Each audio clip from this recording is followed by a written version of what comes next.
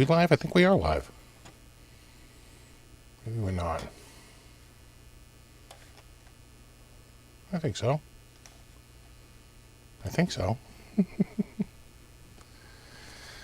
Oh. All right, Jimmy says hello. Okay, Ben says we're live. Okay.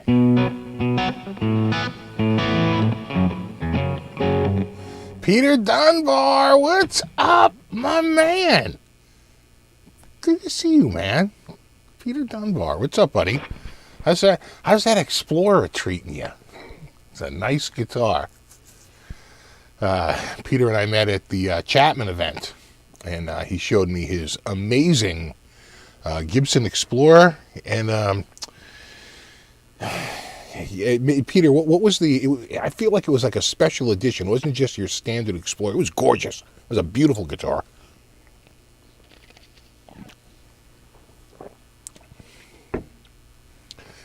What's up? Who do we got here? We got Melon, J Shaft, Pete, I Rock Z Blues. We got Drew, we got T Ricky, we got Chris, we got Jeff, we got John Banks. We got Pete Brown, we got Strat Tom, we got Strat CPO. Yeah, good to see you, Peter. Wonderful. What's up, Ian? What's up, Frank? What's up, Browns fan? What's up, BC Rich? Of course, the Coomster. I think he was here first. I'm declaring it. Ben was first.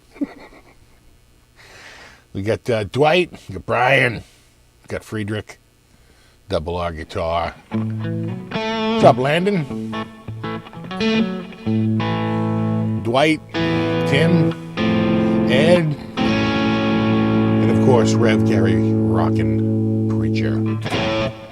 What's up, Richard?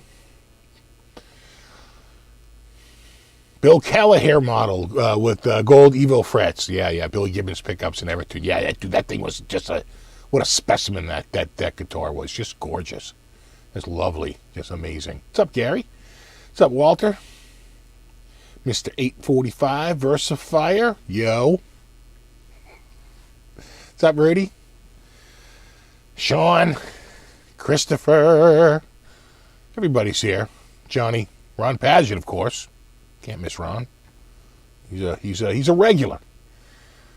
And never forget, he was the first one to determine it was an LP and not an SG. He was on it.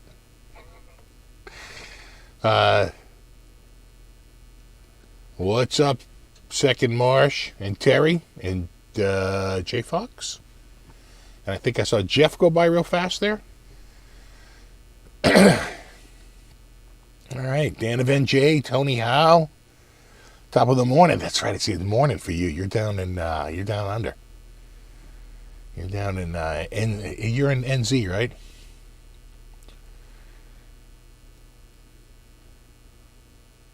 So here we go. We got Thunderwing. We got everybody. We got Richard.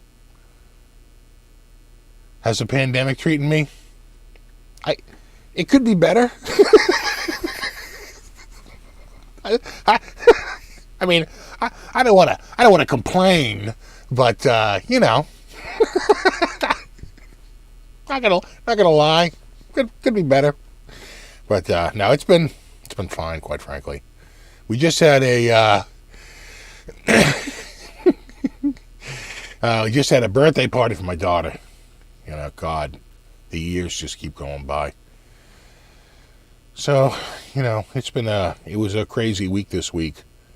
And I tell you, the worst part was out there today. I was watching RJ's show this morning. As I watched the thermometer tick from 31 to 32. You know, to 33 degrees. And I'm like, oh, God, I got to go out and friggin' do the leaves. You know? So, I mustered up the one cup of coffee, get me going. Got out there and pulling that friggin' yard vac. You know, it's like a blower / yard vac.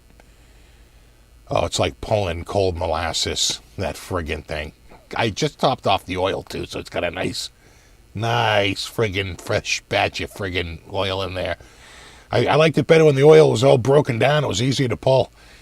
And, but I got it going. But God, I was ripping my friggin' arm off there. I'm going, oh, if this doesn't pull by the 20th pull. You know, and the funny thing is in the summertime, one pull. That friggin' thing is like perfect.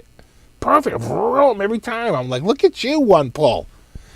But once it gets cold, it even has two settings on the choke, right? A below 32 and an above 32.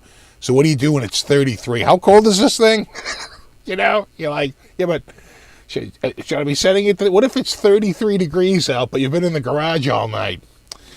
You know? God. So, anyway, it was good though. I got a couple of runs up to the dump, and the car I was driving, God, that old Impala.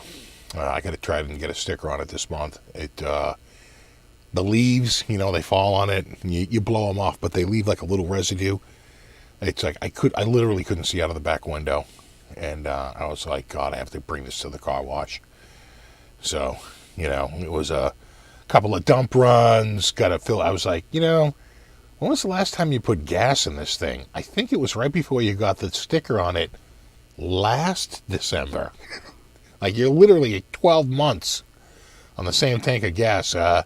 You might want to go fill it up. So I went and filled it up. I think it took 8 gallons.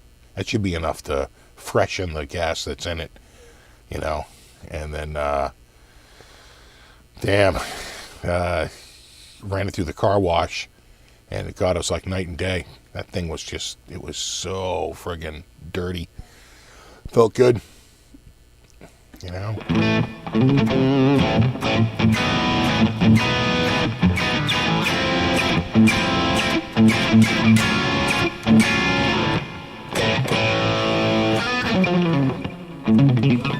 What's up, SFB?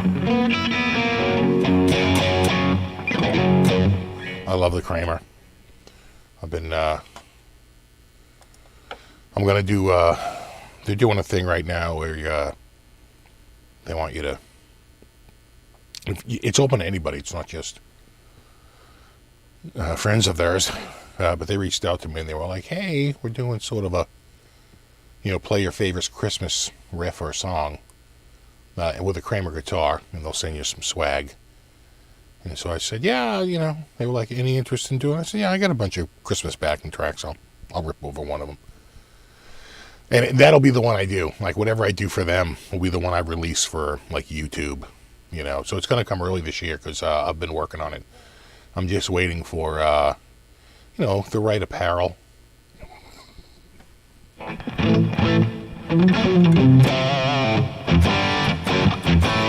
What's up, Mark Artisano? What's up, Mark Cote? Put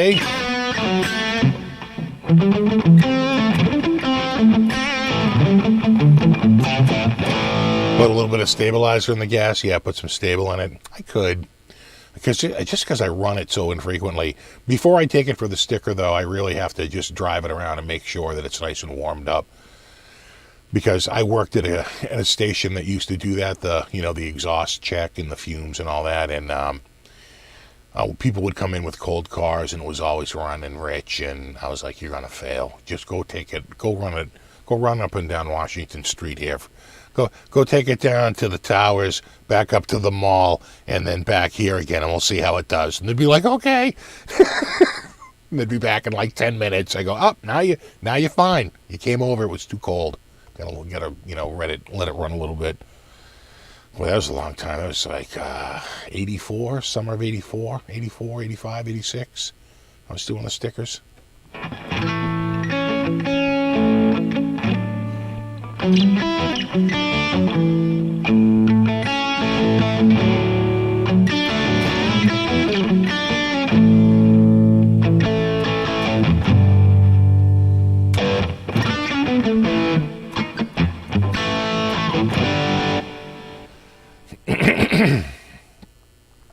Yeah, you like this one, Sean?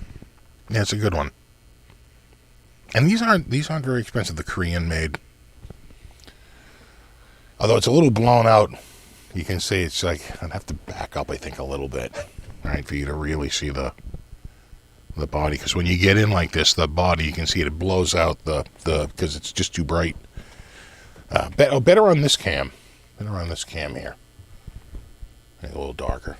And it's closer up, so it can deal with the, with the light reflection a little bit better. EMGs. In fact, I'm running in single coil mode. I'm pretty sure. I am.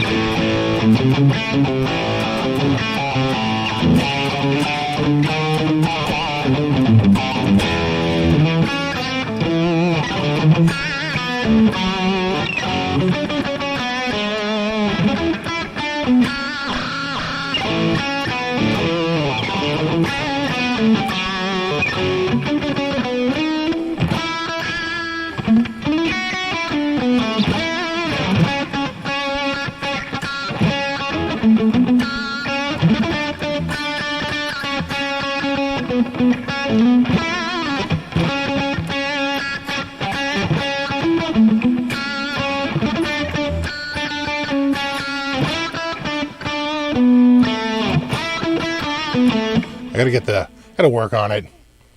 It's like, how do you want to play it? It's got to be more of a shuffle, Yeah,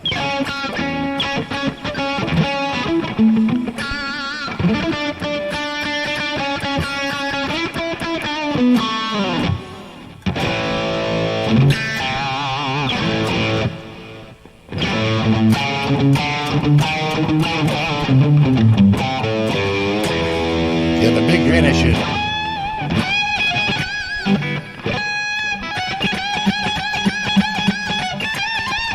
It's like what is it?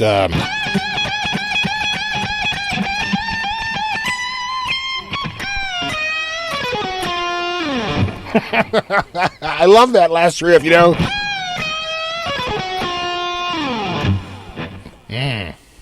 89. Ron has it right. It's 89. Where is it? Yeah. Copper.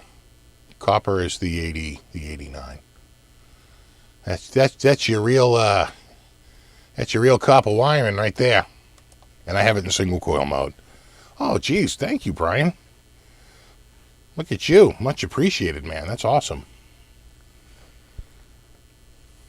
Yeah, so it's an 85 when it's in humbucker mode. And it's an SA when it's in single coil mode. Right? So they match up. It's literally two of their other products. Very much appreciated, Brian. That's friggin' awesome. And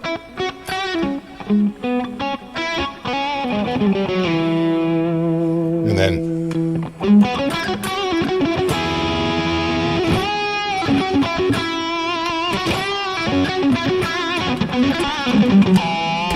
I just wanted something a little bit more bite versus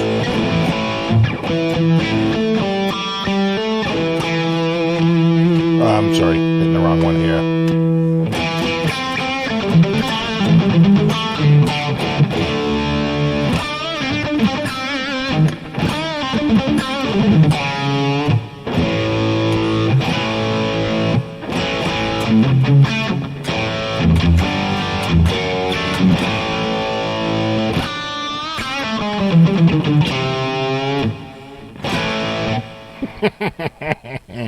What's that end again?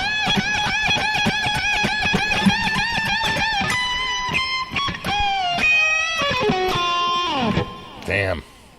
I gotta work on it. We'll get in there. Oh, hey, what's up, Blackjack? What's up? Okay, I didn't want to buy a little fast. Second March says, Steve, are you still eyeballing a Sun Valley Super Shredder? Other than effective neck on the one back, don't you like enough to buy another? I do like it enough to buy another. Unfortunately, I could have bought one. In fact, there's one up there right now in the orange, and I think they just got one in recently in the blue. Right, it's a little bit more than I spent for mine, but it's not crazy expensive. But a lot of that, the Sun Valley Super Shred, it doesn't come with the sustainer neck pickup, right? That sustainer pickup. It it's a is it Sustainiac or something like that. They just have two EMGs, and I kind of want the Sustainiac. I know it's a bit of a gimmick, and it's like one of those things that you buy and like never use, but in the off chance that I feel like making it work and using it, I kind of want the option. I have a high options demand on that, so I think I'm holding out. So I think if you want it with that pickup, the blue like I had, it's like a almost like a fluorescent green, like a very bright green, white. I want to say black, but I'm 99% sure that black is a flat black, or if there's a gloss black with an ebony neck and a flat black with a maple neck, that might be the other config. I'm not really sure. So they got a few of them out there, but it's just the friggin' neck on that was outstanding. It's my style of neck, right? Not too thick, not too wide, a very shreddy, not thin like a wizard neck, but not too far off. It's kind of, very much like the Yamaha Pacifica 912, a lot of my Ibanez stuff. These are thin neck guitars. And, yeah, no, that was a shred neck. I know I could just get the EBO, but then you got to hold it in one hand. And you know what? I have a feeling I'd use the EBO about as much. At least I won't lose the sustainer pickup in the guitar. The EBO lost in a week. Where the hell did that EBO go? Find out like my cat pushed it to the ground and was like slamming it around the floor until they knocked it underneath something. Like you find it 4 years later. Oh God, that coffee is good. Yeah, I have a feeling I'll have a Sustainiac. It's a Sustainiac, you don't know. I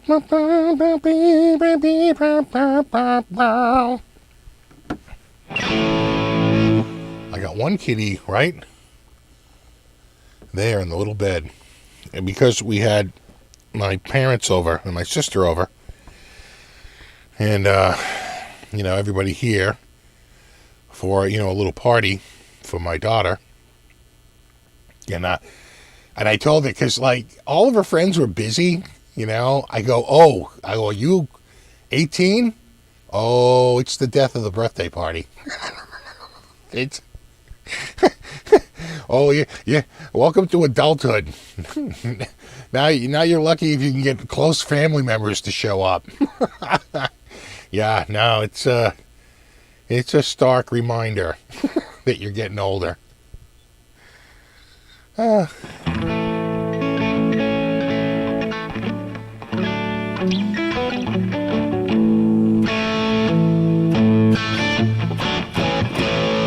Yeah, that's another good thing Tampa Terry brings up. It's like how you can't make an EBO work with chords, but you probably could with that Sustainiac pickup, right? Because it's a pretty wide field, or am I not understanding how it works?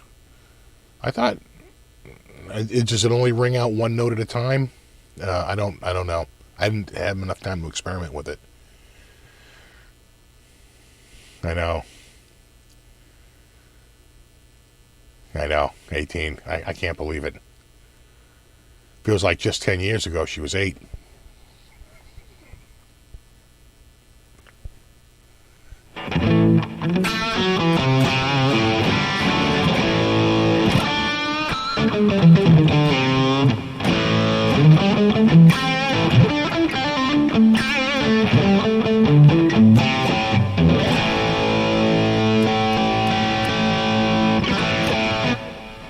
The SM1 needs a Sustainiac? Oh, I don't know. I like to keep them stocked. Besides, I don't think it'd fit, right? I think the Sustainiac is that's a humbucker form factor, right? No?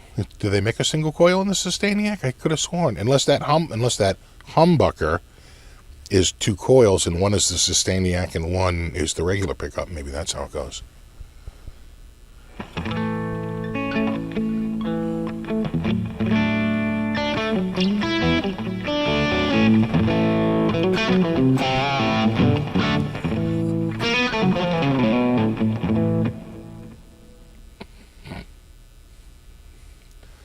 the guitar mine plugged in by a fan, and the air hitting it made that super amazingly beautiful drone. Can't replicate it.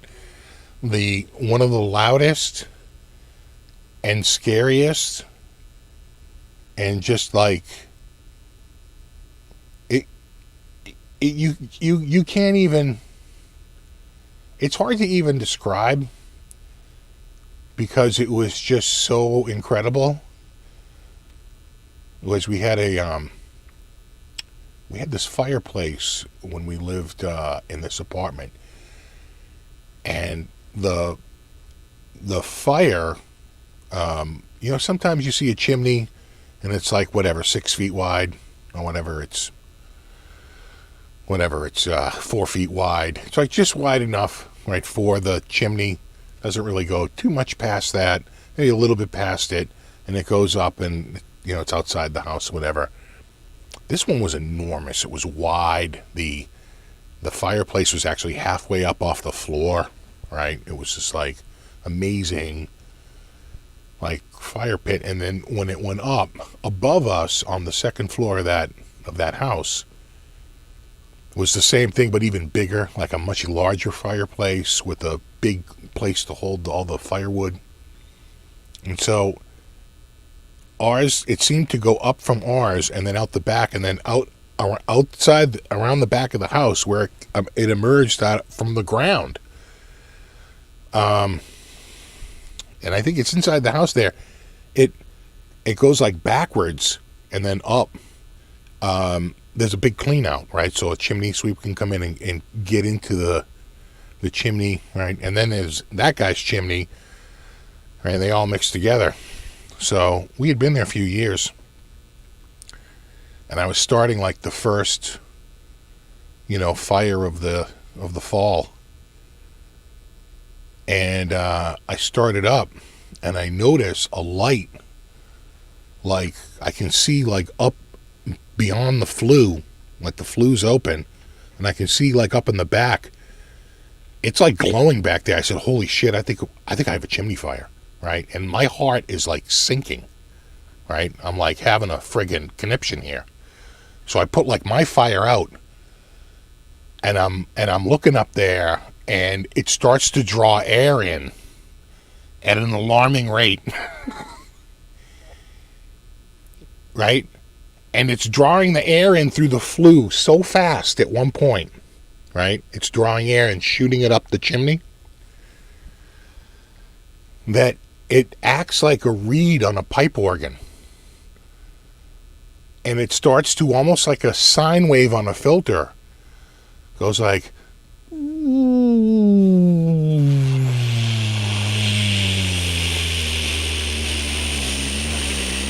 And when I tell you the whole house was shaking. And I'm going, this is not good. This cannot be good. And it's like, and I'm looking up there, and it's like, I'm going, oh my God, I should call the fire department. And it went out. And it was gone. And I looked up there, and there was nothing. It was quiet. And I ran around the side of the house, and I opened up the outside flue to look inside, and nothing was going on. And I was like, oh my God. So I told the landlord, you know what, just call us chimney sweep. I am very, very worried about having a chimney fire, and I don't want to burn your house down, and I am like freaked out. And he did. I'm pretty sure he brought a chimney sweep in. That guy was really good about doing anything that needed to be done. And all you had to do was say, I think this needs to be done. He's like, I believe you. And he would get it done. So, yeah. Oh my God. I was like, when that, because you don't even know, it's the sound starts coming. You're like, where is that sound coming from? And you realize it's the flue. And I should have, and I don't know what I was thinking. I should have closed the flue and choked off the air. Right? Starved it for oxygen. But I think because it had so much air, it probably just flashed out pretty quickly. Right? It had so much, it was being fed with so much air. Oh God, that was so scary. It's not your house. It's like, you don't burn down the dude's house. It's like, at what point do you call the friggin' fire department? To put it out, you're supposed to open it. Why? By keeping it shut, it would still get air, but it would be so slow that it wouldn't flash out quick enough. You know what I'm saying? In other words, it's heavily oxygenated. It burns like jet fuel, like instantly, and it's over very quickly. But if you feed it oxygen slowly enough, I would imagine that it would still go, but it would just go at a much slower rate, much slower burn rate, and then you get the burn through, right? Isn't that the worry? You burn through the brick or something like that? Oh, God.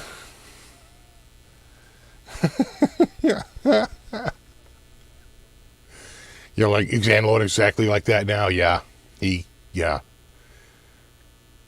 A chimney was clogged with a nest of wood.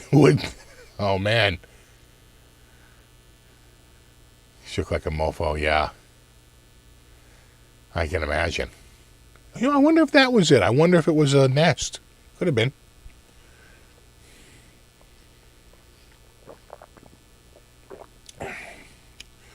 But man, I was like,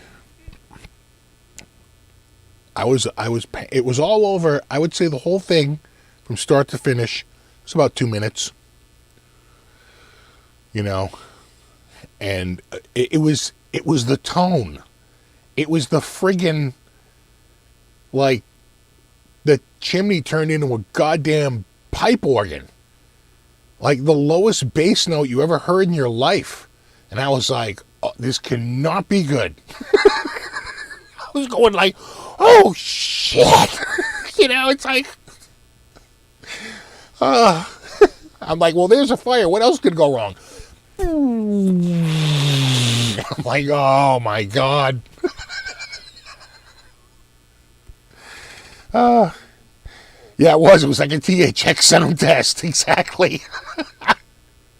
Yeah, I tell you, this house here, I have, I think I have fire extinguishers.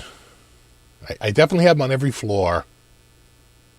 But I keep one in the kitchen right above the refrigerator in case there's a fire, like literally on the back on the top of the refrigerator behind the TV. I keep a fire extinguisher up there out, like arm's length, in case there's a stove fire powder one, you know, the powder.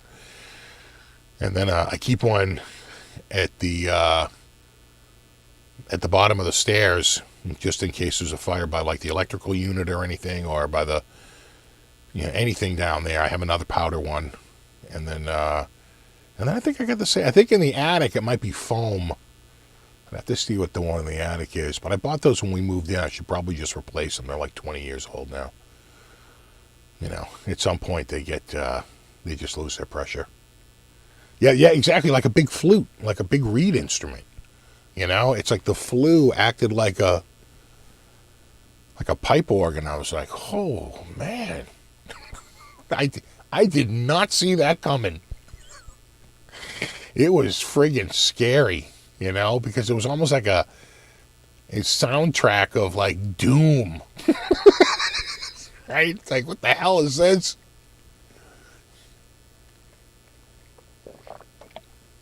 Yeah, no, this fretboard is the most black. There's none more black.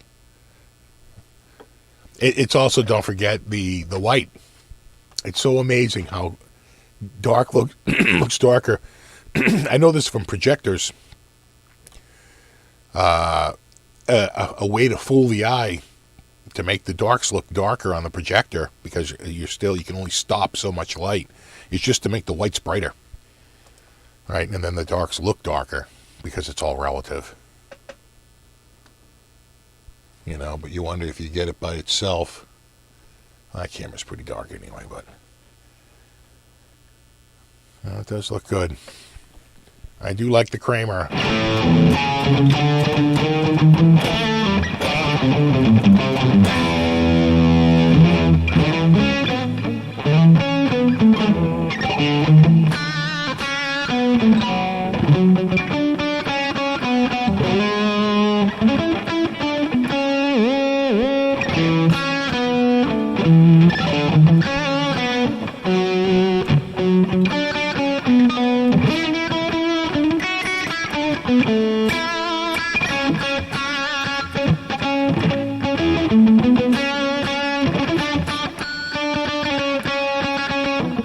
There's where you get screwed up, because you have to go like.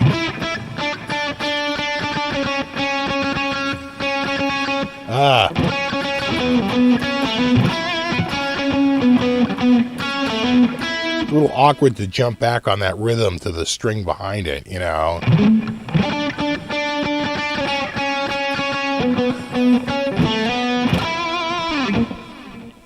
You know.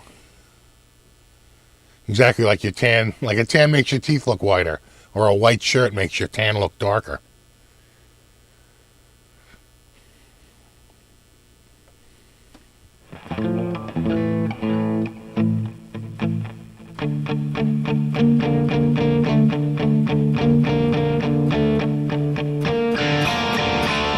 Yeah, these fretboard inlays. The headstock. Some people call it the shark tooth. Some people call it like the claw. A lot of people call it the chili pepper or the jalapeno. It's a lot of different names. We called it the headstock inlay. The beak headstock. We felt like they were trying to like make their headstock like, you know, it's pretty much this. There.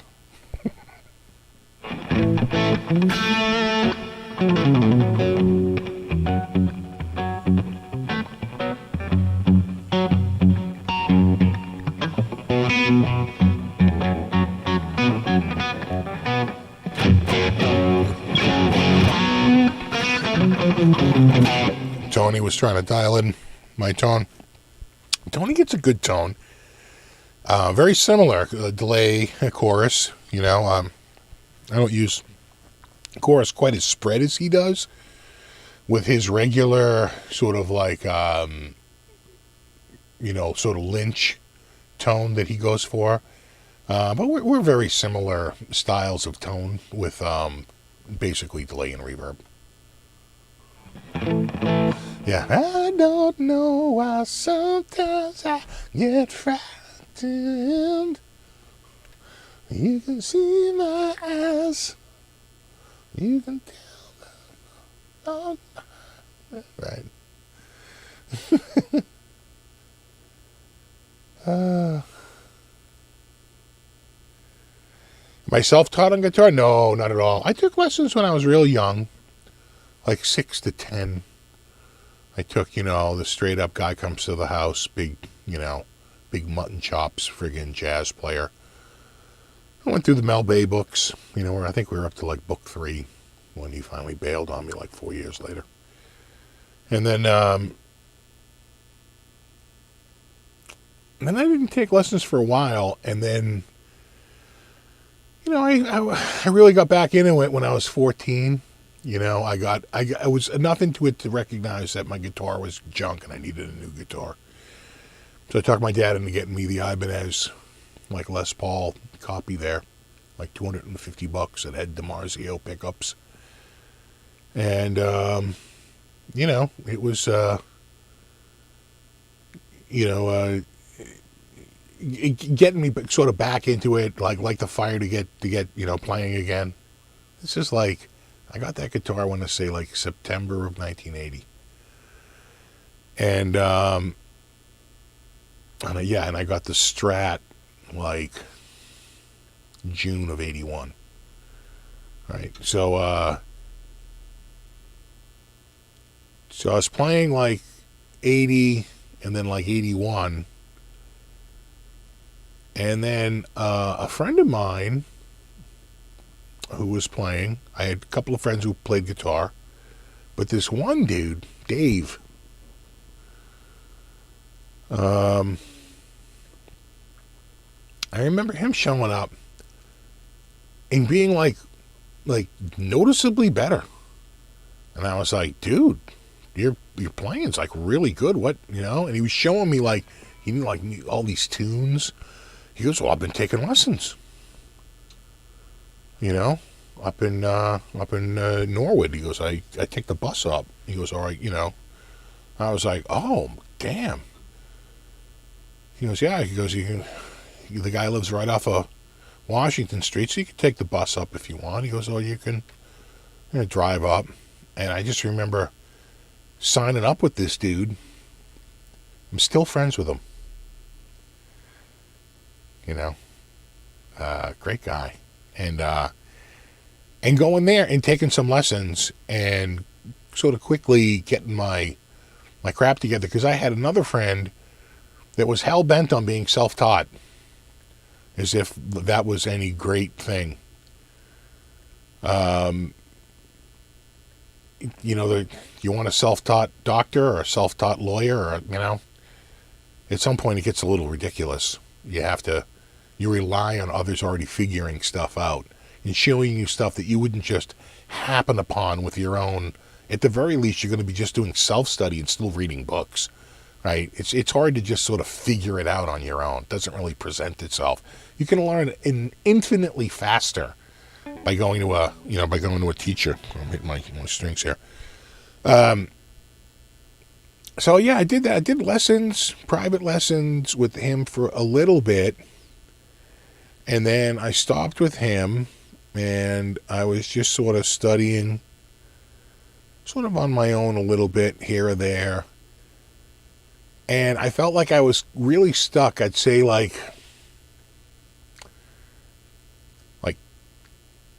20, 21, so like 21, somewhere around there. And I just felt like, I had been going for a while, and I had really hit a wall.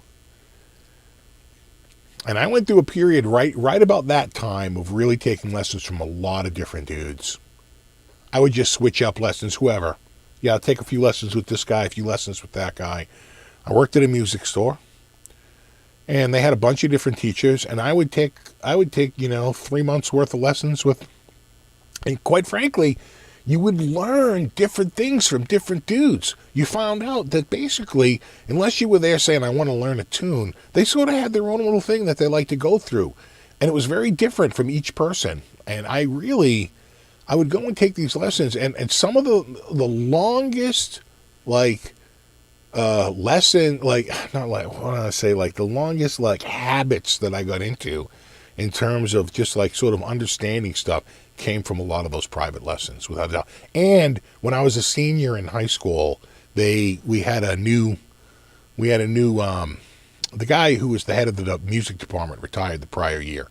We had a new guy, and he added a class called music theory, which wasn't a class before.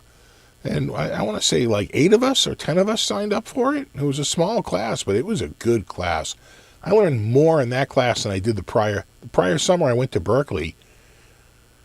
And, I got a lot out of Berkeley, sort of, but it was so accelerated, the whole year of the theory was freaking awesome. It was really good.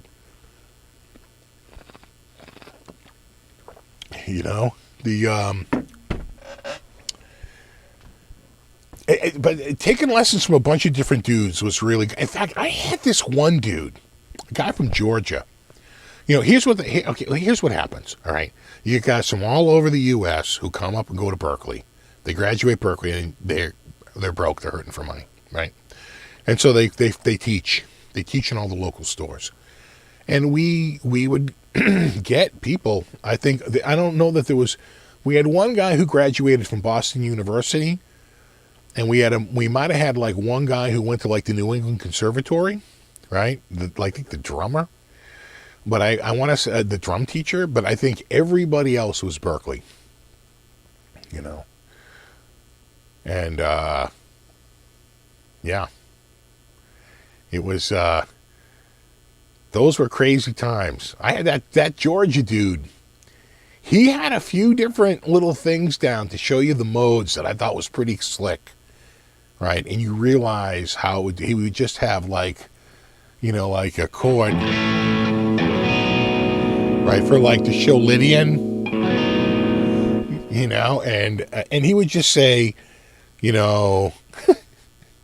learn, C, E, G, FAC, right? He would do like all the triads. He was like, just memorize it like you would the multiplication tables. Trust me, it all comes back up again. These 3 blocks of letters come up over and over and over again. So, again, different styles, different teachers, and I did that. My biggest regret was that we had a guy around here named Charlie Banakis, who passed away about 12 years ago. I think it was 2009 he passed away. He was a legend. And I mean, just like, he was on another level.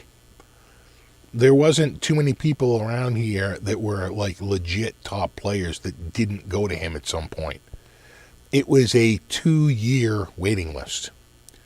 And for shits and giggles, I put my name on the waiting list.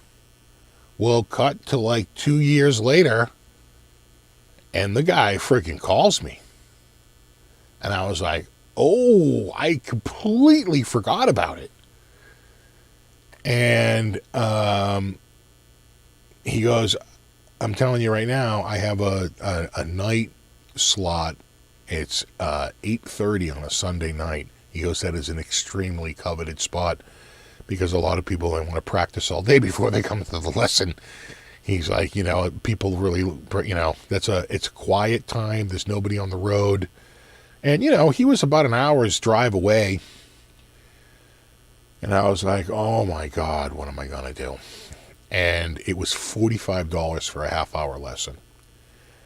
And you don't buy the lesson, you buy the time slot, and you had to buy I want to say it was like 4 or 8 time slots up front or something like that. And I was broke. I couldn't do it. And he said, no worries. He goes, but now you're on the short list. He goes, and I'll call you. And he called me back a few months later. And I said, dude, my financial situation has not changed. And that was the last I heard of him. He's like, well, you'll have to apply again for the long list. He goes, you go back through the rotation. I was like, all right. And I just really regret that because that dude was just an absolute legend, pretty much where Mike Stern got most of his stuff. Jeff Berlin was a student of his. Who else? Like Jerry Bergonzi, right? I mean, I don't know for sure, but probably Bob Berg. It's like these top flight jazz players were all going to him. And this dude was like crazy on another level. And,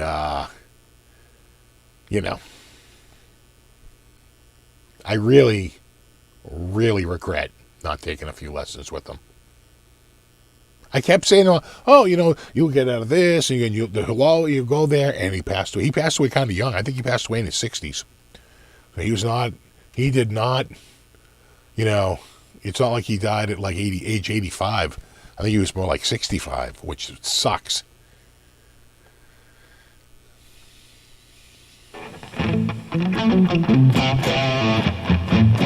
Took lessons from a guy who went to GIT and studied with Ted Green. Yeah, see, that's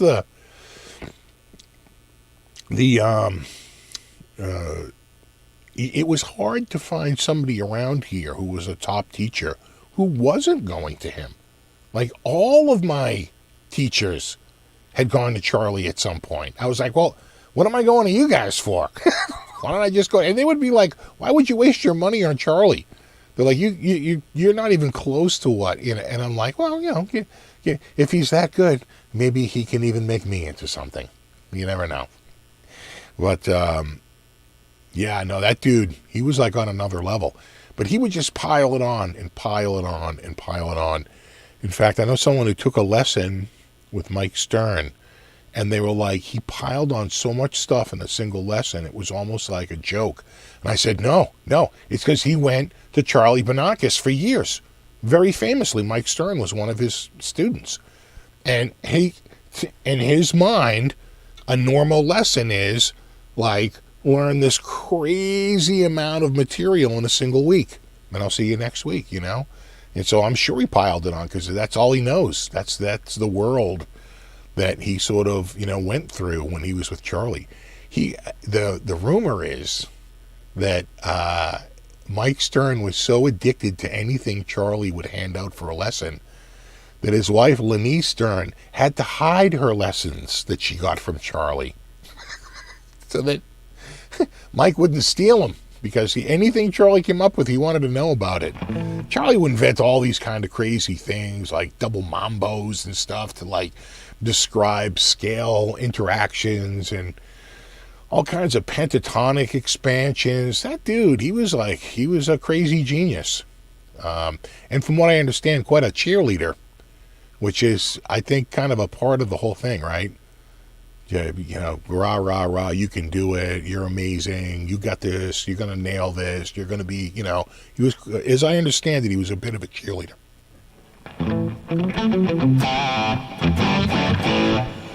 Yeah, I can play Smoke on the Water.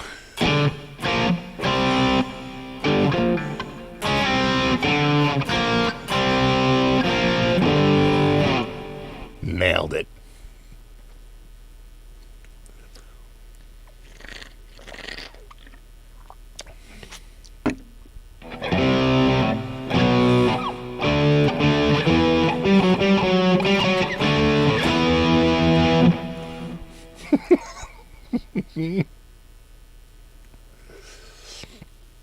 His symmetrical diminished scale. I swear to God, he probably got that straight from Charlie. Charlie was like a genius about that stuff. He was all kinds with. He's like, this is just this is just that, this is just this inverted, this is just, you know, his understanding of the instrument. You know who might have gone to him too? Pat Metheny. I could see Pat like going to him maybe when Pat was really young, going and see Charlie. You know, Charlie was teaching like on the college level, like age 15, right? Just like one of those savants. That is good.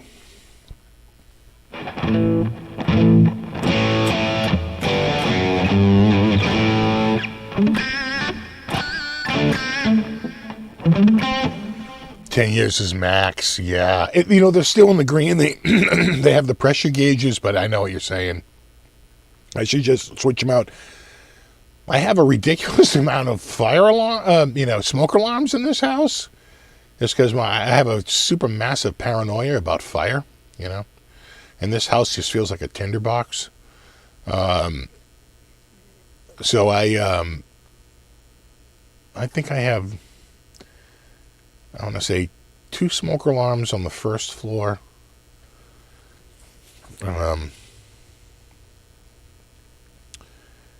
4 smoke alarms on the second floor. One on the 3rd floor, which is one big open room. And 2 down here, but I think I want to add a 3rd one here. And a 2nd one to the, to the 1st floor. You know, just like out of the zone, like way off in the back corner. You know, basically the farthest point away from the other smoke alarms. And then you can usually get like a 3-pack, throw the 3rd one out in the garage. It wouldn't hurt. We could hear the other night, we heard a smoke alarm going off. And we kept hearing it, and I'm going like, and it's like pouring rain out. I put an umbrella on, this massive like golf umbrella, you know, got this over my head. It's like pouring so hard. I go around the corner and I get down to the corner and you can hear it inside this guy's house. I'm going, oh my God, it's a smoke alarm. So I go back and I call the fire department. I go, hey, I don't know if it's an emergency or what, but I hear this guy's smoke alarm going on. And they go, oh, this corner, this street, and this street. I go, oh, as a matter of fact, it is. They're like, yep, we were there earlier. It's malfunctioning. There's no fire, and they're away. I said, okay. What's up, Tony?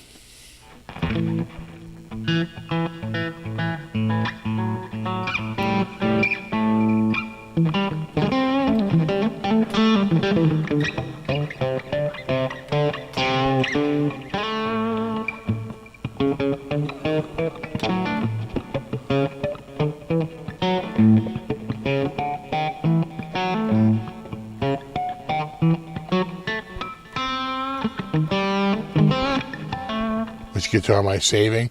If I have to go through the basement window to get it, none of them. No guitar is worth trying to crawl into this basement and retrieve and get back out. How much are we getting for insurance proceeds? You know, I'm good for a shopping spree. You know, otherwise it's the one next to the door, and if there is none, that's okay. I would never risk it. You know, I'd say the guitar that I'd most want to keep is my old Ibby. I got a couple that, you know, just the vintage old ones. You know, just because I've had them for so long. You know, these guitars are 30, 32 years old. This one's coming up on 30. Geez, I guess it's coming up on 35 years old. So, you know, those, you know, the most nostalgic, but for the most part, that's all right. Let them burn. We'll get new ones. I'm more worried about the cats. That's what I'd be more concerned about. Smashing windows and making sure they can get out. You know.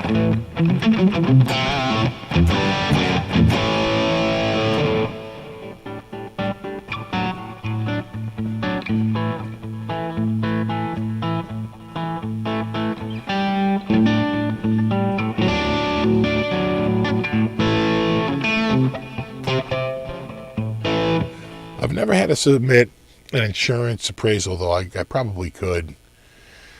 You know, I don't have anything vintage that's really worth all that much. But I document everything because I take photos of everything. And I keep a spreadsheet. Which is on Google spreadsheets.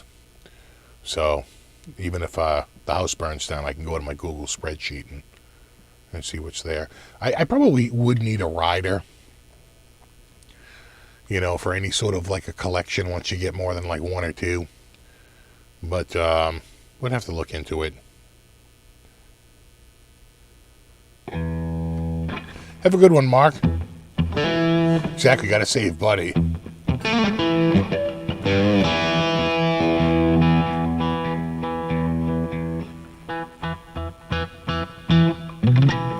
Have a good one, Peter. Thanks for hanging out, buddy. Good to see you, man.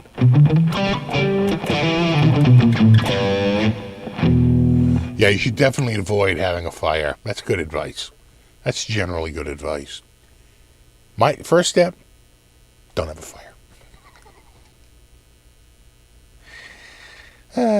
Oh, thanks, KC. Merry Christmas. Happy New Beers.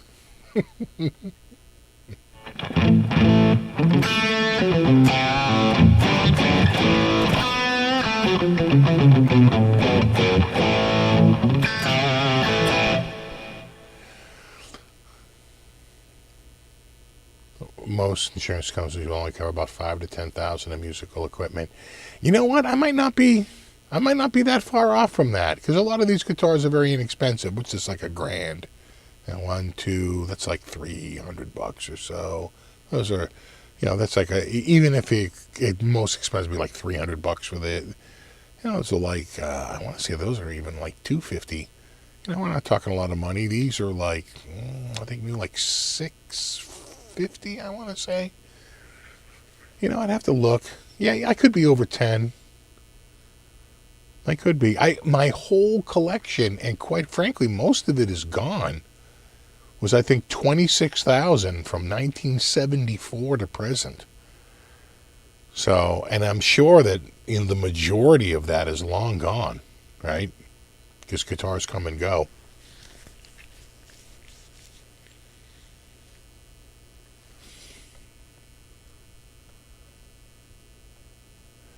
I know, where is the coffee pot? Yeah, pro tip, no fires.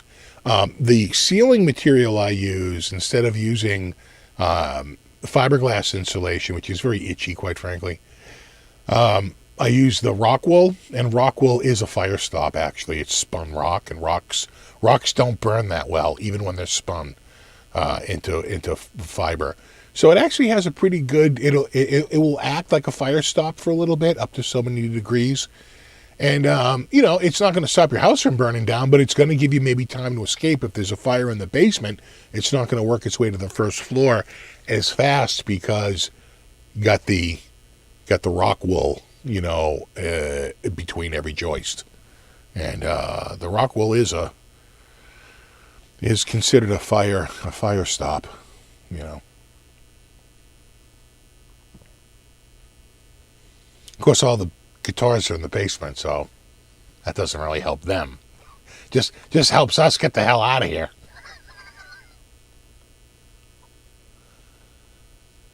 Rock wool. Rock wool saved your life in your house. Yeah, use rock wool. That's exactly what I'm using. Rock wool. They say it. I think it goes up to something like 2,300 degrees or something. It's pretty hot. That's a pretty ripping fire. But it should keep it from spreading. Right, you got to get through the joists, which are a lot thicker. I started just looking at Rockwell. No, Rockwell doesn't itch at all. It's not Rockwell. It's the fiberglass. Fiberglass installation will make you itch. Something terrible.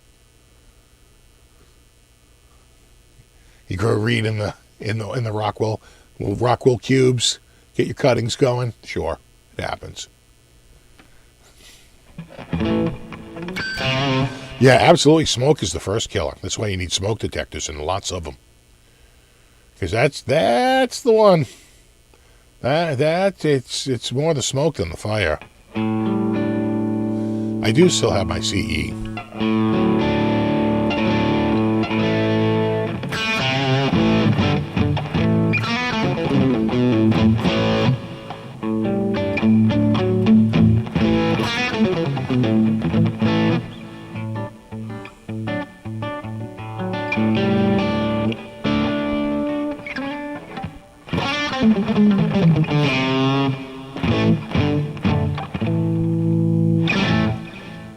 Rockwell made you itchy. You just have to put it in commercial buildings. Yeah, the stuff I have is pretty good, but it's Rockwell brand Rockwell, and I think that's the difference. I don't know how the other one works. No, I don't think we're balloon frame construction. Pretty sure we're not. Yeah, it's not the fire, it's the dying that'll get you.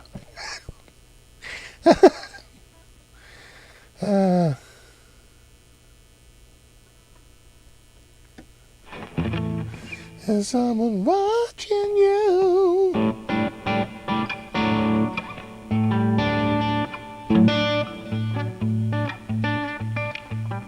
Exactly. They'll all be roasted necks.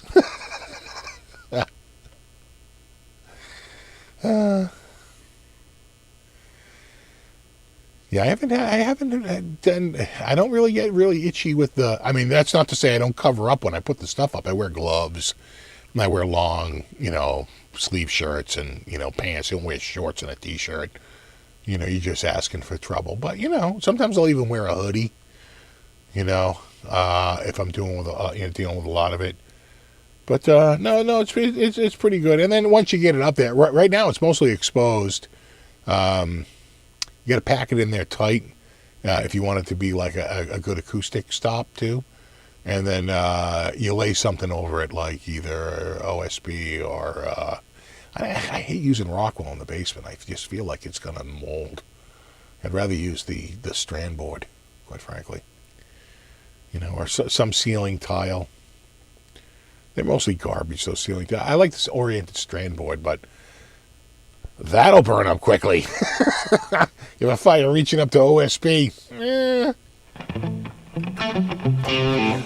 There's a reason they don't make ceilings out of wood.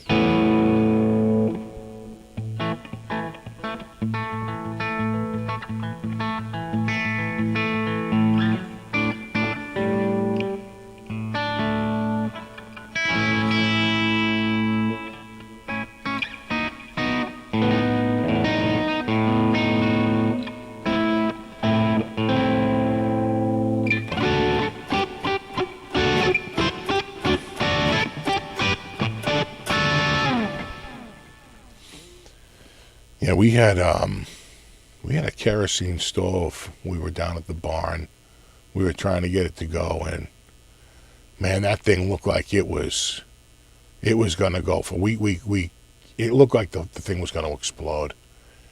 And it was so out of control. We had got this old kerosene stove, and oh my God, this thing was dangerous.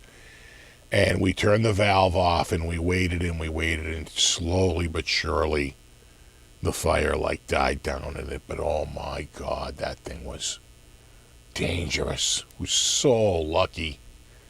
So lucky. I wanted to call the fire department, and he was like, no way, he goes, if they show up here, he goes, it's going to be a shit show. He goes, let's hold on. He choked off the supply of kerosene, and we just had to wait for it to burn out. And it did, but it was like a wick, like in a circular, and it wicks in the kerosene, and then you light it, and man, that thing was out of freaking control. Oh my God. We were like, because it was so dark in the front, and I go, dude, I could see it. Dude, that thing's glowing. We went over to open it. It was like, I closed the door. Turned off the thing. I said, oh my God, dude. He's like, calm down.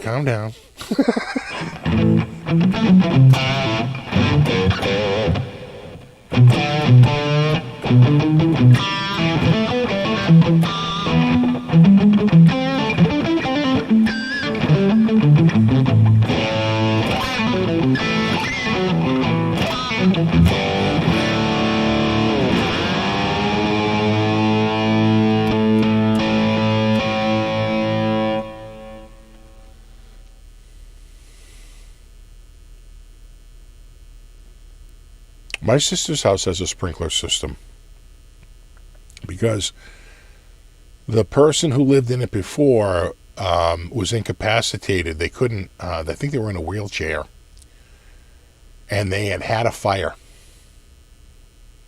and luckily did not perish in the fire, but it was scary. And so as a part of, I think, the insurance, because the person was in a wheelchair, when they built the house back, they put in a sprinkler system. My sister's house has a sprinkler system, which is pretty rare. You don't really see that around. In apartments, sure. In commercial buildings, I think it's required. But in a single family home, it's exceedingly rare.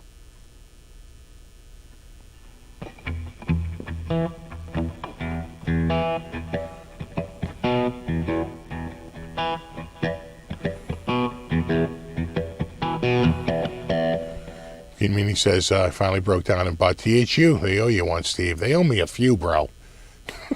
I wish I had a friggin' affiliate link for them, but I don't.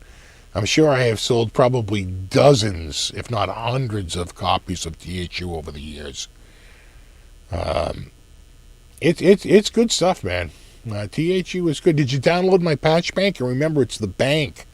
You've got to import it into the bank section and not the patch section. I see that over and over again. It didn't work, bro. Did you import it into the bank or the patches? The patches. Sorry, man. Sorry.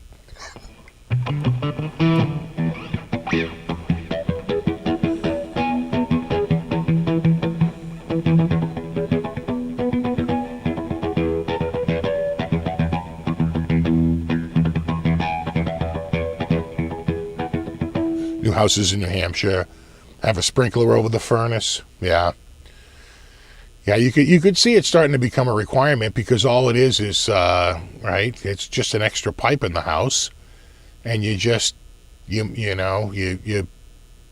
set up. It's basically a lead valve, right? The lead melts, right? Isn't it something like that? Right? The lead has such a low melting point. It melts and it opens up the sprinkler. I think that's what my sister has. I think she has the lead plugs, which means that fire's got to rage a little bit, I think.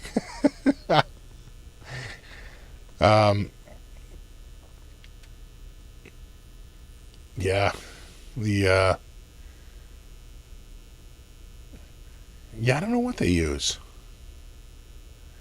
I think if you're we're lucky. We had a party at a bank one time, like in the basement of the bank, right? Down in the. It wasn't like actually up in the bank itself. It was under it, right? In like the whatever the like administrative part of it, right? They had like a big open area down there. And we were under, and there was so many people smoking cigarettes that it set off the smoke alarm. And the friggin' fire department showed up. We had a direct link to the friggin' fire department. And one of the kids there had already like turned it off, like ran right over and was just staring at it and went like click, and it went right out. He like figured it out in like 2 seconds. And I remember my wife was there, and she was like, "Oh my god, oh my god, oh my god, oh my god," because it was like her friend that had the space, all freaking out. And the fire department showed up, and they were cool. They were like, "All right, whatever. It's cigarette smoke, so party, cigarettes." And that was the end of that. But when they walked in there Monday, it had a stink like cigarettes in there, so friggin' bad. Oh my god, it was crazy. Is the plug plastic? Is it plastic? Is it lead, or is it plastic? Yeah, that would make sense.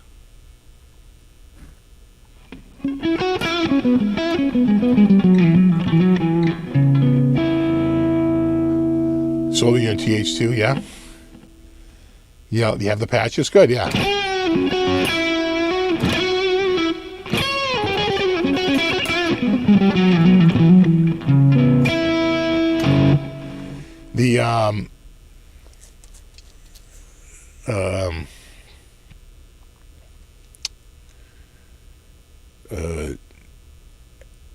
The fire system in there had a giant wall panel. You know what I'm saying? It looked pretty sophisticated. It's a eutectic alloy, not plastic, yeah. I figured it was some easily meltable substance, right?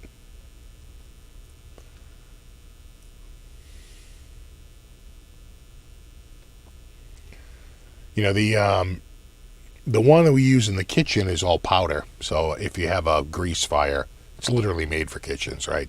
It smothers it in powder. It's like a white powder. The old thing was you'd throw flour on a fire, right? Just to smother it. Steve the fireman, I know, God. We were freaking out. And not going to lie, we were pretty freaked out.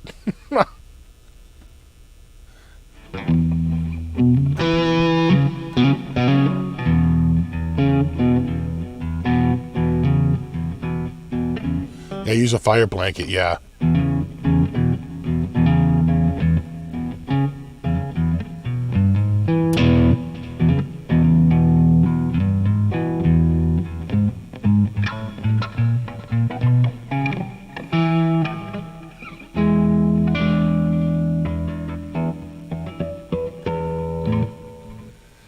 Fire sprinkler inspector, well, that'll do it. They have a heat reaction. Mine, you'd pop out of the ceiling at 130 degrees and then melt and pop at 180. That sounds about right, yeah.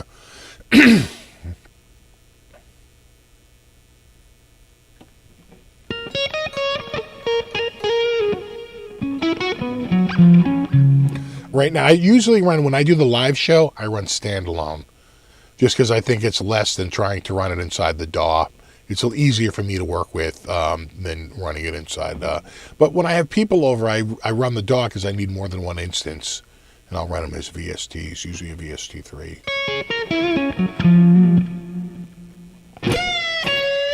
What's it? I gotta get that ending down.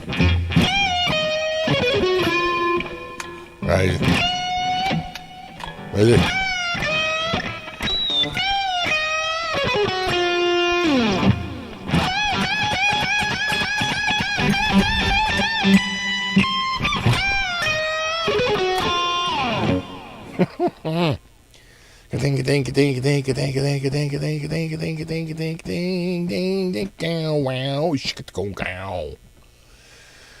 Never had to try this. Say you can pour beer on it. Really, I would think there's too much water content in it. Are they saying that the alcohol content or the foam?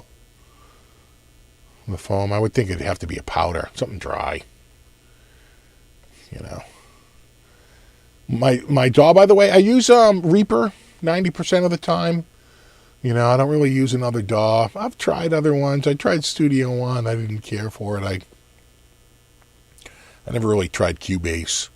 I was a Sonar guy for a while, but then I switched ultimately to Reaper. I tell you, for comping and laying down like multiple takes, Reaper is friggin' amazing because I could just do take after take after take and then just, you know, set up an auto loop. It remembered every take, and then I would just go back and listen to all the takes and, you know, mark down notes on them. And say, oh, that was a good one, and like star it, you know, mark them up. Then I'd narrow it down to like my, you know, 5 best takes, and then choose from those. And I tell you, Reaper was really good for that. I really liked its, you know, its loop and take system. Worked really well. What physical amps do I have? Oh, let me think. I got the Rev. I got 2 Hughes and Kettners. I got one Panama here, I think, another Panama. I got 2 PV Vipers. I got a PV 6505 Plus. And I have 3 Boss Katanas, 2 100 watters, and then the little mini one. I think that's everything. Is it, though? Yeah, Viper, the old Viper, the new Viper, and by new I mean 5 years ago. Yeah, that's about it. I think that's all of them. I never really use them unless I got friends over. Then I use them a lot. But when I don't have, you know, yeah, the 6505, it's right there, 6505 Plus right there. Yeah, I got the Panama. What do I got? I have a Marauder, and I think I got a Shaman. And I have a Loco, but the Loco's dead. Loco won't run anymore.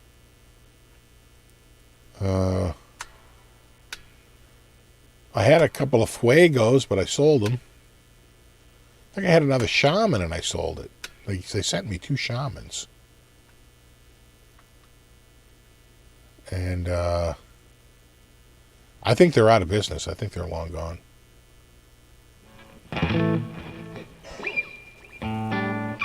And of course the beer-soaked orange right there.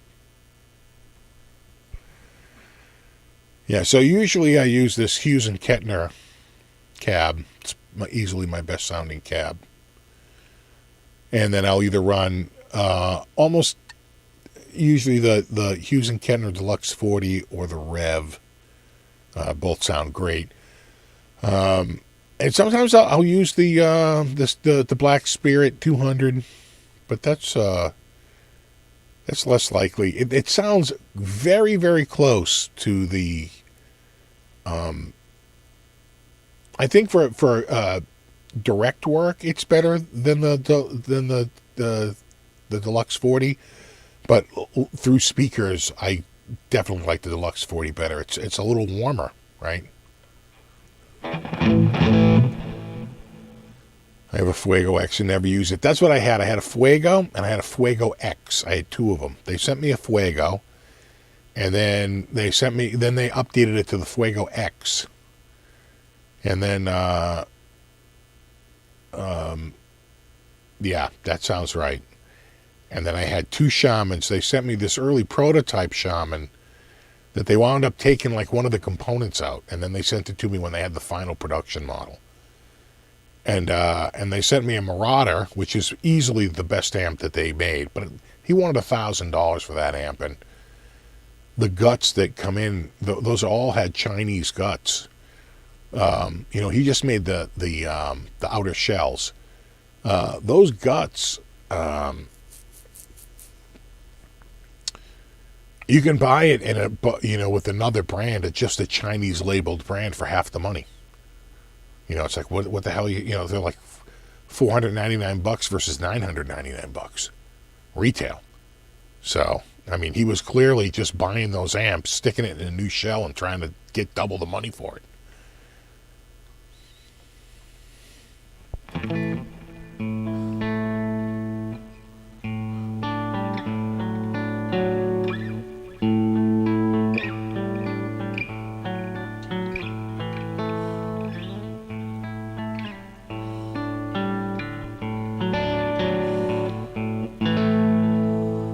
Cat? Oh. I don't know where they are. I don't know where they are.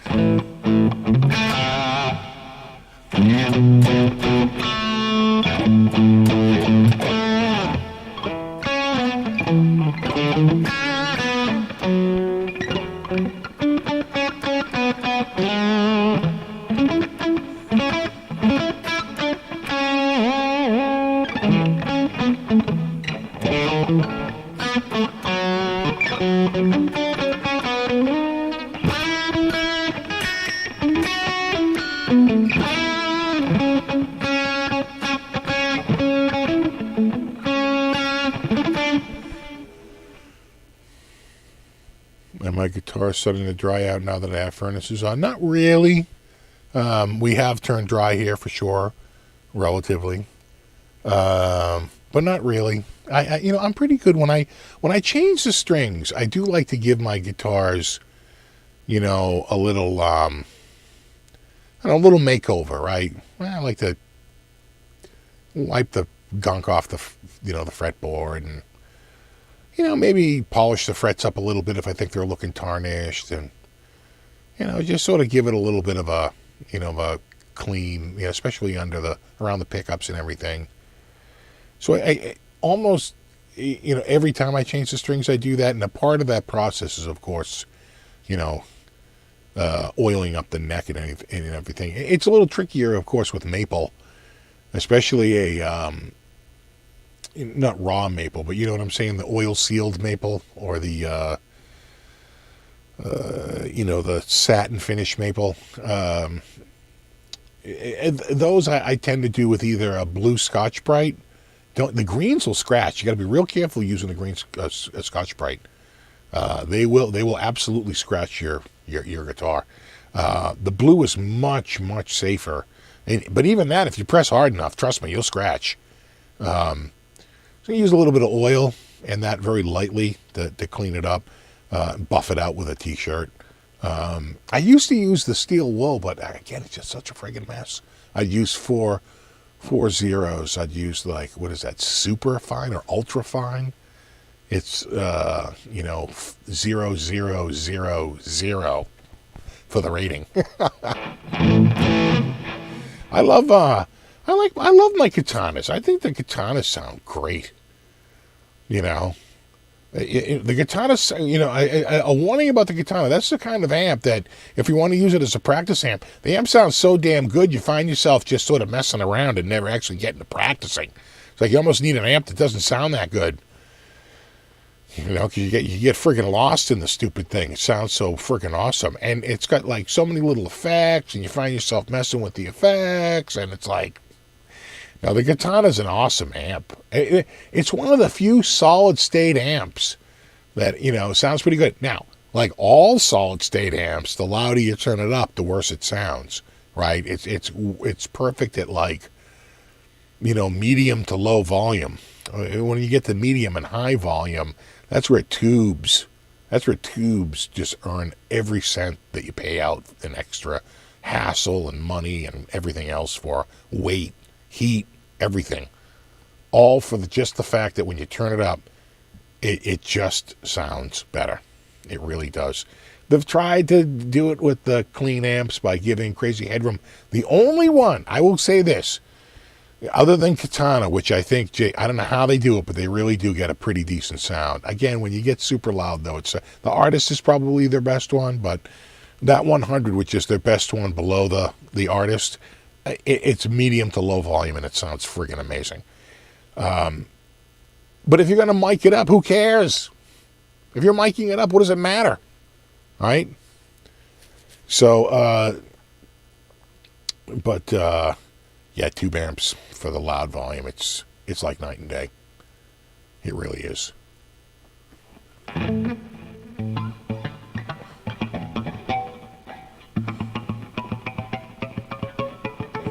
I hate steel. Little micro mesh pads are way better. I love micro mesh pads. I use a lot of micro mesh. I love micro mesh pads. God, I use those to polish frets all the friggin' time. You know, it's like, I think it's 600 to 12,000 or something like that is the micro mesh. And it's so funny because you start to go through it and you're like, oh, these are looking pretty rough. Looking a little rough. And you get about halfway through and you're like, it's turning a corner here. And then when you get to like the third to last one, it already looks friggin' amazing. And you're like, wow, how much better is it going to get? But it does. It really, that last little mirror finish at the very end, those last couple of ones. You know, the other real good one, I think, is, oh God, what's the Q one? I'm thinking Quaker, but it's not Quasar, not Quaker. Oh God, Quilter. I saw a buddy of mine play a gig with a Quilter amp. Geez, probably 6 or 7 years ago now. Oh my God, did that thing sound good? We were saying, oh my God, he's getting some pretty good tone up there. And then afterwards, we were like, dude, what were you playing through? That amp? He goes, my Quilter. He was so friggin' excited about it. He's like, my Quilter. Quilter, yeah. God. That amp, I tell you, I saw him play a gig with it. You know, he was up there with a keyboard player, you know, and I think a sax player, bass player, drummer. And, you know, ripping through the tunes. And I was like, dude, your guitar is sounding friggin' awesome. Yeah, the pedals going. He'd turn the distortion on. I'm like, dude, that thing is cutting. It sounds so friggin' good. I was there with a friend, and we look at each other. We're like, really, what a friggin' sound. Sounds amazing. You know? It was an outdoor gig. It was like a, it was like at a, like an art center or something, you know, where it's, they have a stage at the bottom of a bowl, right? But it's outdoors. You know, a lot of it, you just bring out lawn chairs. And then they have kind of a wall along one side. You sit along it. But I tell you, man, it sounded really freaking good.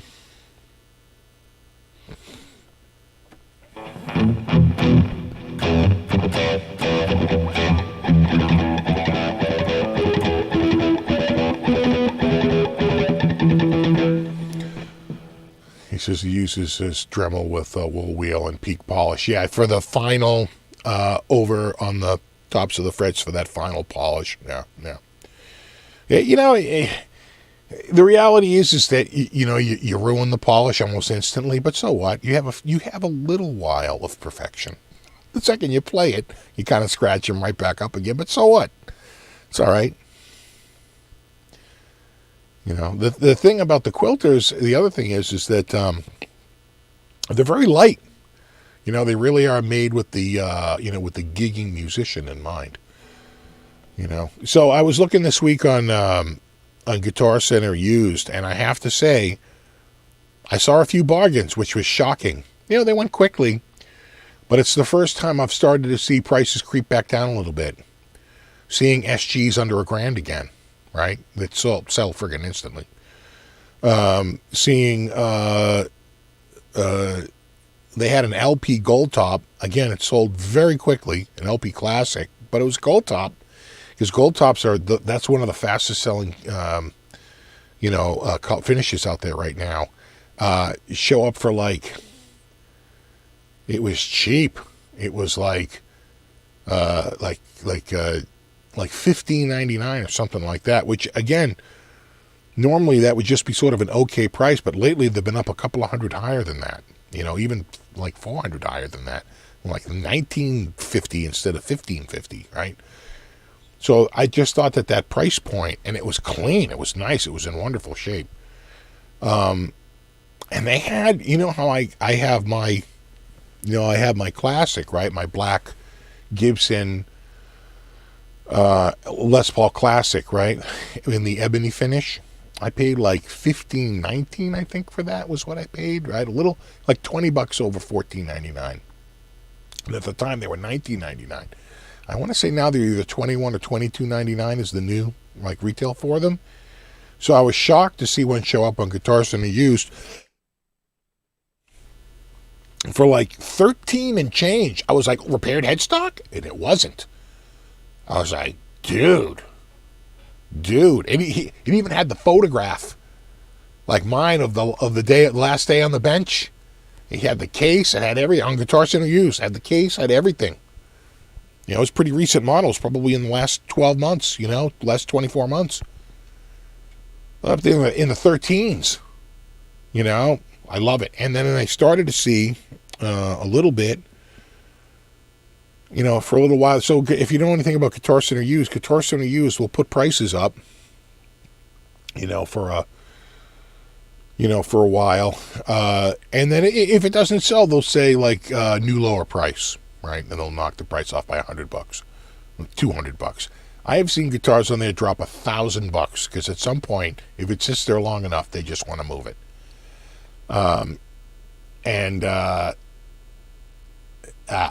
For a little while there, really only since like September and October, you just didn't see it anymore. There really was like sort of a stiffening of like that sort of price drop off. It was more like, let's hold and see if it just sells. I'm seeing the return of that. I'm seeing more and more guitars just marked down. They held out. No one bid on the guitar, and they're like, okay, let's just drop the price on this. So I think that all bodes well. I think that all bodes well for all of us wanting to get, the best possible deal we can get, on a guitar. Absolutely. I've seen a little bit of a softening. It's happening slowly. Like anything, the prices shoot up quickly and come down slowly.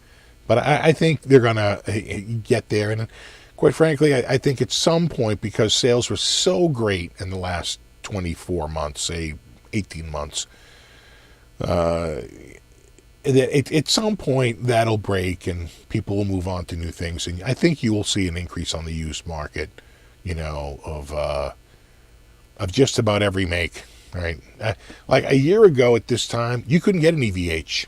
They couldn't keep one in stock. They'd be in stock for seconds because people were pumping them up. Right, they were grabbing them down off of Guitar Center used for short money and throwing them up on Reverb for twice the money. Right, we buy it on Guitar Center used for $375, and I'm gonna because nobody can get them. I'm gonna throw it up on, on Reverb for $750, $799, for a guitar that sells brand new for $599. And so that went on for a little while. But now you see EVHs last couple of days. Only the cheapest ones really sell quickly. Again, I just feel like the demand is softening on it a little bit. And that's the first step. The price is starting to tumble. What's up, Ronnie? Any upcoming guitar reviews? Well, I finally, I'm pleased to announce, hold on, let me see if I can find it here.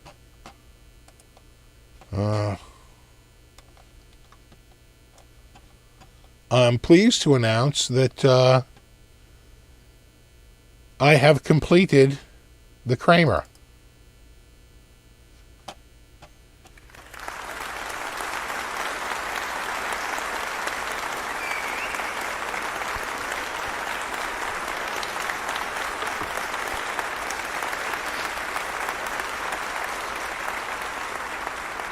Please. Thank you. So that should be coming out at some time. I finally did it. I had to clear the bench off, and then, but the final 6 bolts that I was waiting for, the final 6 bolts, 1 per string, they're here. They're installed, and because I had to replace one, and then of course when you replace that one, you have one brand new looking screw, and the rest look like garbage. So I had to pull all 5 out and then replace them one by one out of the Floyd Rose. But it's done. It's but I haven't. So the Kramer is done. My 83 Kramer. I'm trying to get that shot this week. The other great news is that we got a doctor's appointment for my mom on friggin' Monday at 2 p.m. We pretty much friggin' barraged her primary care physician with calls all last week saying, it took like 3 calls to say, like, we need to see you as soon as possible. And so we're going on Monday. So this week was a little tricky, but I'm hoping to record that video this week. And I have another one. I haven't got the neck back yet on the Frankie clone. I got to reach out to him this week and say, am I praying on a Christmas miracle here? What's going on there, guys? Like, I'm a patient man, but it's like I think it's officially past a year at this point. What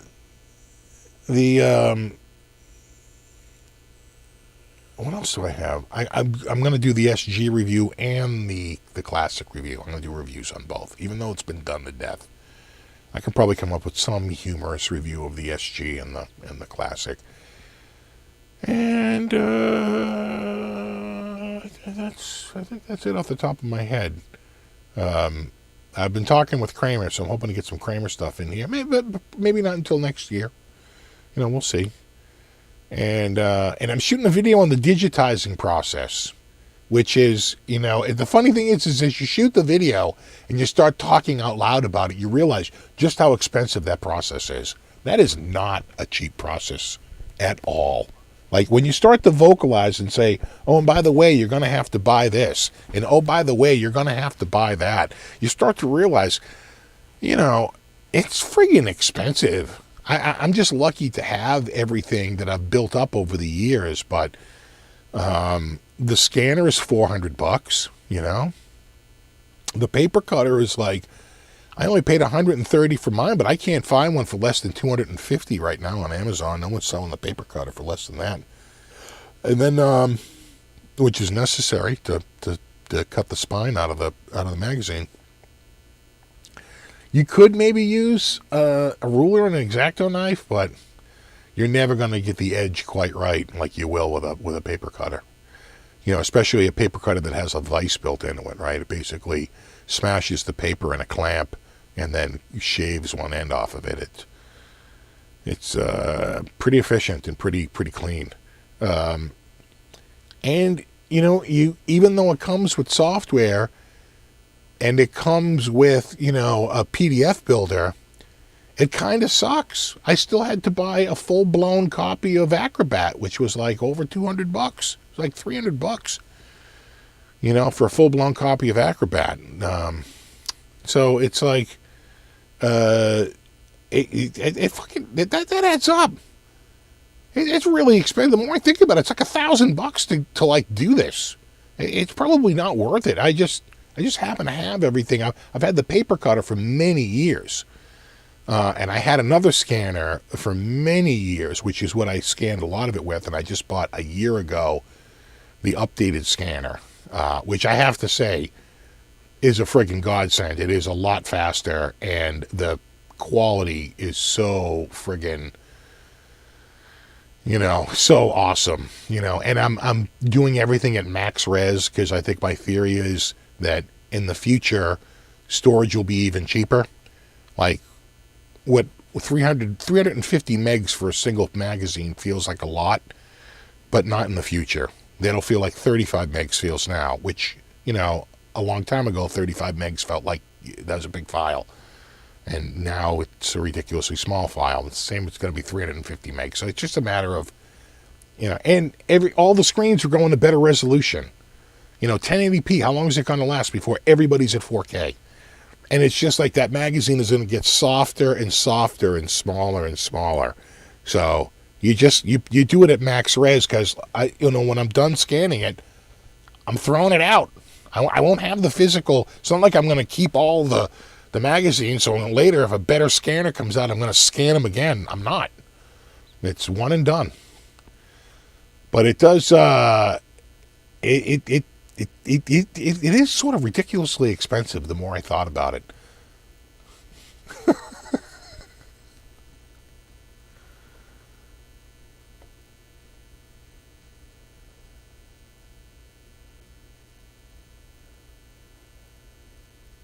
EVH, yeah, not making a good shirt for you. Great news for your mom. Congrats on making this. Oh, thank you. Yeah, no. And I actually spoke with a friend of mine who,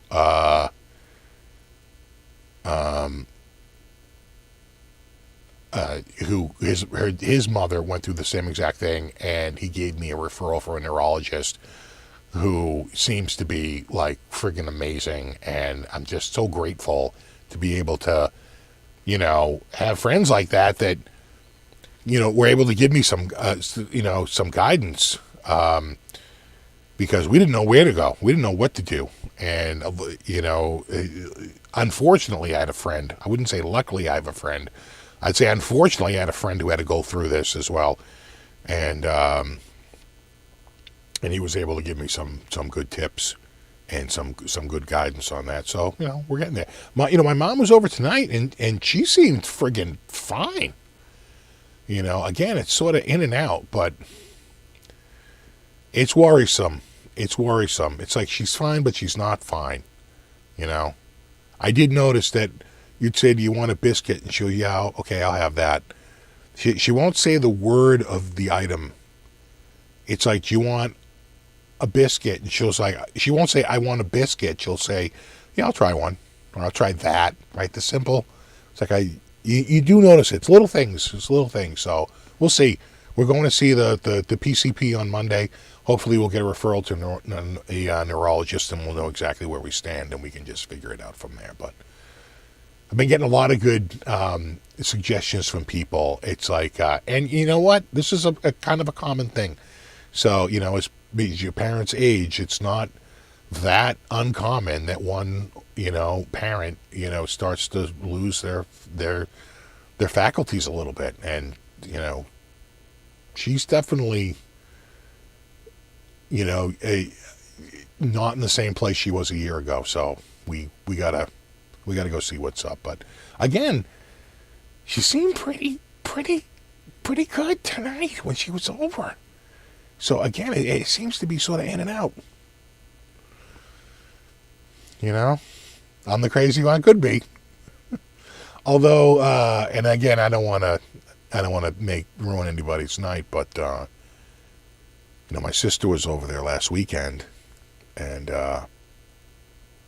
pretty much when I was doing this live show a week ago, and she couldn't find. They keep the USB cables, to plug in her cell phone in this drawer, like a junk drawer. A lot of kitchens have that. But she opened it up, and it was all full of lids. Like they had she hadn't been over there in a long time, and they had rearranged what was in the drawers. And so she was like, my mother was like, what are you looking for? And she's like, oh, I'm just looking for the cable to plug in my phone. She goes, oh, okay, I got it. And she went up, and she opened up, and she pulled open a drawer, and she pulled out a meat thermometer and handed it to my sister. And I was like, that is not good. And then I said, well, wait a second. My sister's telling me, so I go, was it the meat thermometer that you plug in and it's got the cable and plugs into the outside? She goes, no. It was a stick with a gauge at the end. I said, well, that's a problem. That's a serious problem. So, she was over tonight and she seems fine, but then I see a story like that and I'm like, my heart is friggin' sinking. So, Yeah, exactly, Dan and NJ. Good days, bad days. So we got to see what's up. I think the sooner we get her to a couple of doctors, the better. And we go from there.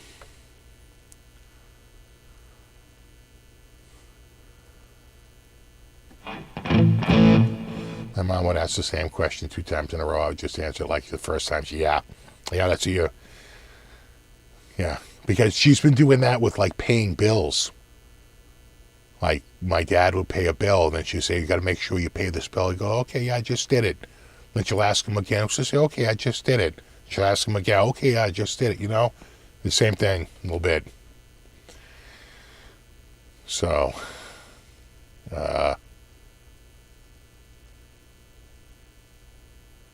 yeah, right, Ben. Yeah, no, that's a that's a problem. That's fine. Again, it's just me trying to like defend it. I'm like, wait a second, was it the one with the cable? Like I'm trying to find some relationship, and my sister was like, no, it wasn't. And I was like, shit, that's a problem. That can't be good. You know. So, but I don't know because when my daughter was going through her presents, she picked up a card that had, big smiley face on it. And she said, "Who gave me this?" And my mother put her hand right up. She said, "Oh, that's from me." You know what I'm saying? So, again, it's not like she already forgot that that's what she gave her. She instantly recognized, says, "No, that's from me." So, I don't know. Again, just it's we don't know. All I can tell you is this: it's getting worse, and it's time to go see a doctor like as soon as possible. And we have something on Monday, so I'm just so friggin' happy that we have an appointment scheduled. And not that this is going to cure anything, but again, it's just going to enlighten us and put us in, give us an indication of where we are at this, and and what, if anything, can be done. My dad's holding up fine. My dad's fine, but he's sharp. He's all friggin'. Yeah, he's fine. It's my mom that's definitely a little bit, definitely not quite there. The thing is we sort of noticed it a year ago, and I wish I had started this a year ago. But again, I was so encouraged by how, like, together and like she was tonight, right? So that's always good. So we'll see. We don't really know. But the first step is to see a doctor, and we're going to go on Monday. And I'm hoping. I'm praying. Please. He still is. He's still wicked sharp.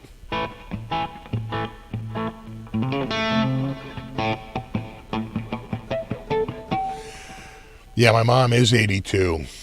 And it's not that she's not as sharp as she used to be. I mean, that's normal. It's just that she's starting to get confused by things, and she's forgetting more than just a little bit here and there. She definitely seems to be, I think, a little bit, as I was saying earlier, she got confused. My sister was asking for a cable, and she handed her a meat thermometer, So there's a little disconnect going on there. But what was so crazy is that when she showed up tonight and she wasn't withdrawn, she was outgoing, and it was very encouraging, I have to say. It really was. So again, we'll just see. We'll know soon.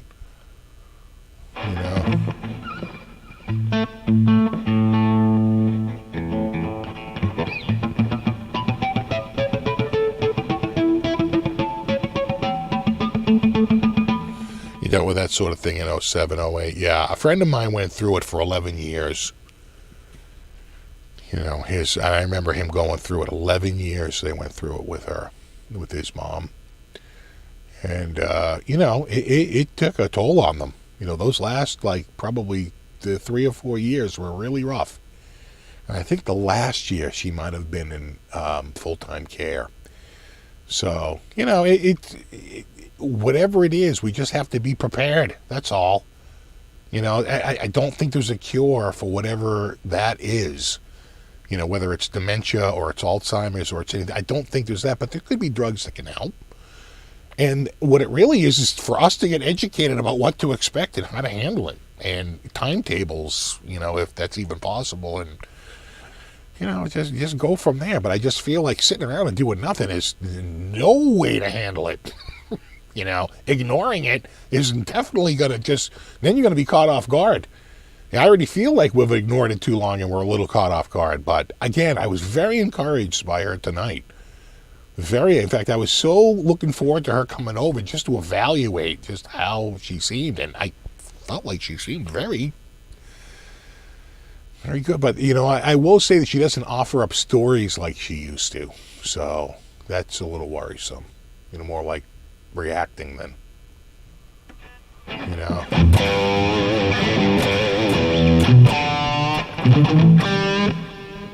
Have a good one, friends. Well, it's funny you say teach her some guitar. She's into puzzles. She likes to put puzzles together. That seems to be a good thing. So I think that's a good little skill. Keeps her, put puzzles. She's always been, likes to do that. So, again, and she still does them. So.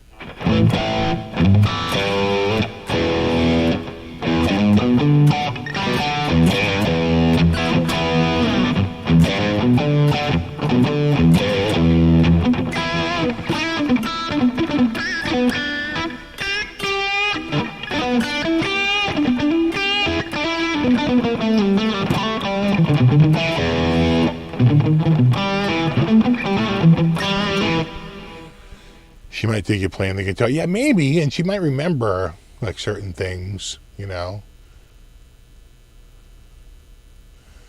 Yeah, no, handling it is hard. Sure, you do. You get frustrated. Sure. No, absolutely. Have a good one, Rico. Thanks for hanging out. No, I agree with you, Kinkella. Anything, if you want to say anything, you gotta tell them now, because it might not mean as much later on, unfortunately. Yeah, hiding from the truth doesn't work. I agree. See, a friend's mother was cooking chicken using dish soap. Yeah, that's when he knew we had a problem. Well, sometimes, you hear about people, they say, I pulled up to an intersection and I was like, I didn't know where I was. That's when I knew I had a problem. But as far as I can see, my mother stopped driving. I haven't seen her drive. She probably hasn't driven since the spring. I think she came over here. Her driving. Maybe it was in May for like my son's birthday to give him a birthday card. I want to say that was the last time I remember her driving, like May or June. I don't really think she drives anymore. So.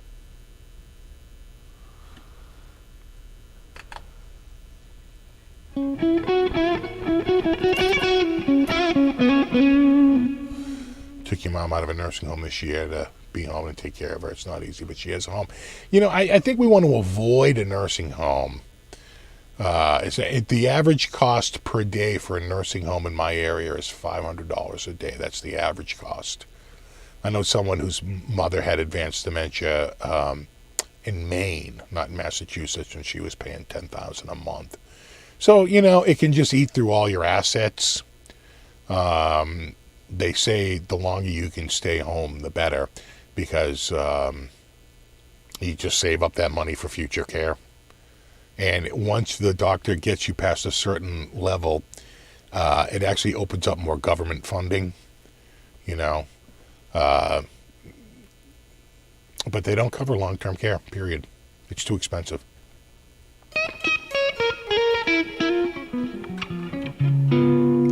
Yeah, exactly, BC Rich. There's no cure, but there could be a drug that can slow the progression, which would be great.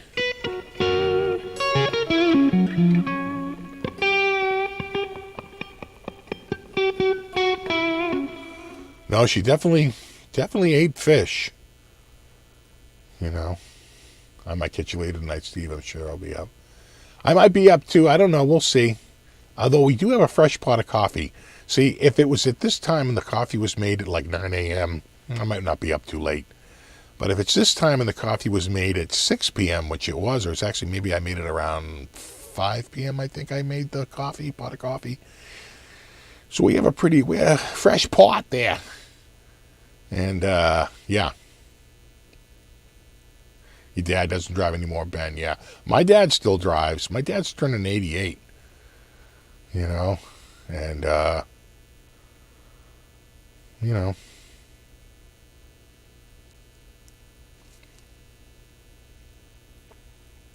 Well, this memory care facility costs about $8,000 a month. Yeah, that's about right. Here it's about, they claim it's about $500 a day from my area, about $15,000 a month. You know, that adds up pretty quickly. Yeah, assisted living is expensive as hell, exactly. It is $500. We paid over $444,000 last year for a year. Yeah, no, that sounds about right.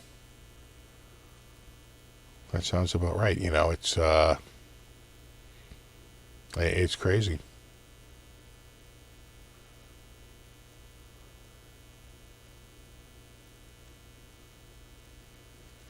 What is your dad eat and drink? I need to switch my diet out. He's sharp as a tack. It's mostly Popeyes. Mostly Popeyes chicken. That's his secret.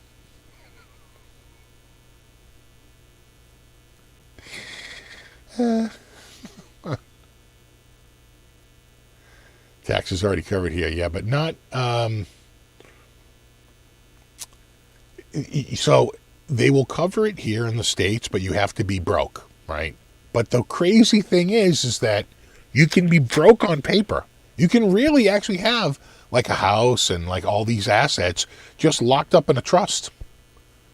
You know, just a way that's like, well, I don't really own it. It's owned by the trustee. Right? I'm the trustee for it, but I'm holding it as for the benefit of somebody else. So it's really not mine. It's held in trust for somebody else. And it's been through the courts. It's been to like the Supreme Court, and they've decided that, yeah, no, if those assets are outside of your estate, then they can't be touched by the government. So if you put your assets, you look broke on paper and you qualify for Medicaid, right? But you have to be, it's like you've got to go through all this stuff to be able to put that stuff in trust. And some things can't be put in trust, like certain bank accounts. So trust me, they get as much money as they can, but at least you won't get a lien on your house. You know, down here, you'd put a lien on your house, and then I don't think they can force you out, but basically when it sells, they get paid, and that can be, imagine 5 years in a friggin' nursing home. You know, you're into them for, you know, $750,000 or so. You know.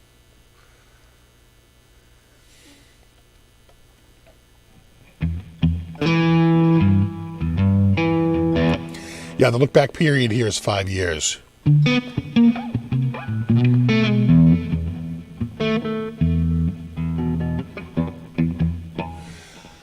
Yeah, in Massachusetts, you have to pay down to $2,000, yeah, before you can get Medicaid. There's also a 5-year look-back period.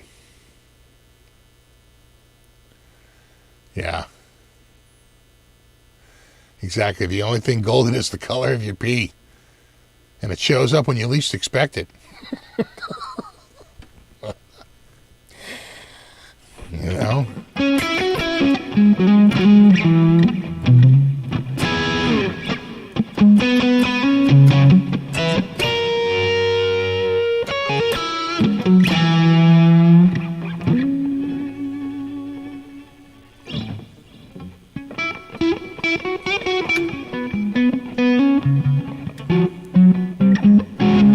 So I was just trying to think of Christmas songs. That was the other part of that title of this video. Christmas songs. I've been doing the Jingle Bells. You know, I've been playing that tonight a little bit. The problem with Christmas songs is there's a stack of songs that are traditional, and you don't have to get permission, like Jingle Bells. You know, like Deck the Halls, right? Like O Tannenbaum. There's a few of them out there that are public domain. You don't have to worry. Silent Night, right? You don't have to worry about it. But a lot of them, so many of them, still carry a copyright, and you got to be so careful.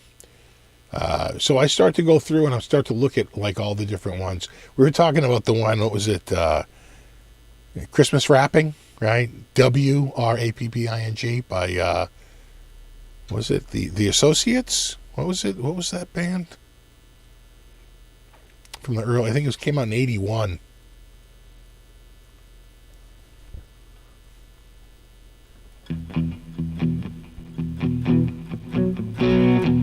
Yeah, I Believe in Father Christmas. That's a good one. I always loved the Kinks one. You know, Father Christmas, give us some money.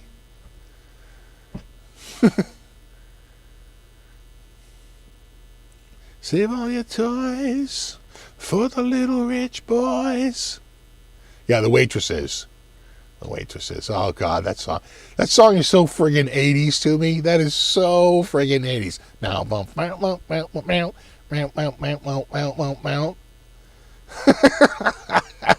so bad. So friggin' so bad, it's good. I don't remember Billy Idol's yelling at the Christmas tree. Everybody wants a Christmas song. We got to hand it to Mariah Carey. She has the #1 Christmas song. That song came out in, was it 91 or 92? Or was it early 2000s? I'm trying to think of when that song popped. Was it 2002, 2001? I feel like, but God, she's made a mint. She's risen to #1. It's like the #1 song around Christmas time. Yeah, 2,000 miles. Yeah, Christmas with the Devil, of course, tap. Oh, Holy Night by Eric Cartman, yeah. Christmas with the Devil that is a classic. Billy Idol has a full Christmas album. Sure. Well, Pat Boone had a full metal album. Don't put him in a box, bro. Never put Billy Idol in a box. You worked with the guitarist from the Waitresses. Damn. Yeah.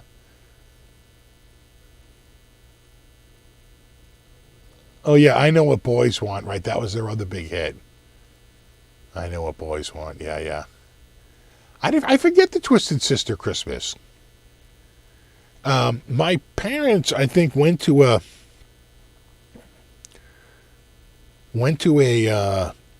a dinner one time, and they met, or they were seated next to a guy who wrote a Christmas novelty song,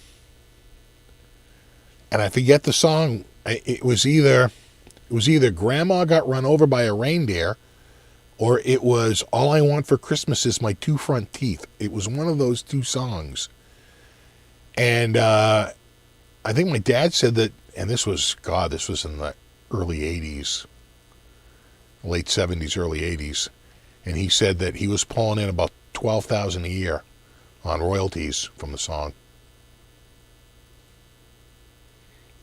Yeah, Father Christmas by the Kinks is so freaking good. Father Christmas, give us some money. Don't waste your time with these silly toys. You have the Pat Boone CD. I bought the Pat Boone CD when Leachmere's was going out of business. I think I paid $2 for it.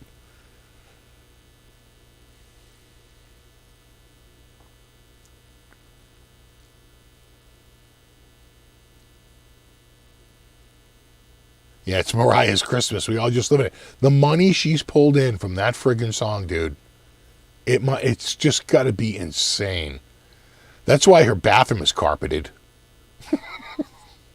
Yeah, I have carpeting in my bathroom kind of money.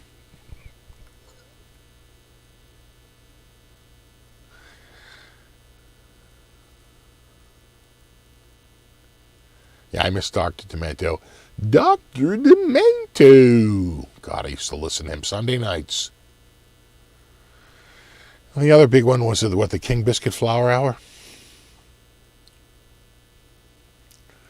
Oh, yeah, the Mackenzie Bros. Oh, my God.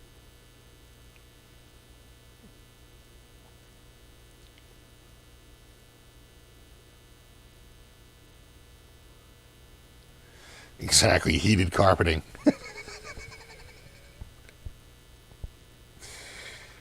She's pulled in a few bucks on that one. Without a doubt. Everyone seems to have seen the Beatles Get Back except me. Any opinions? I haven't seen it yet. Yeah, the Cosmic Muffin.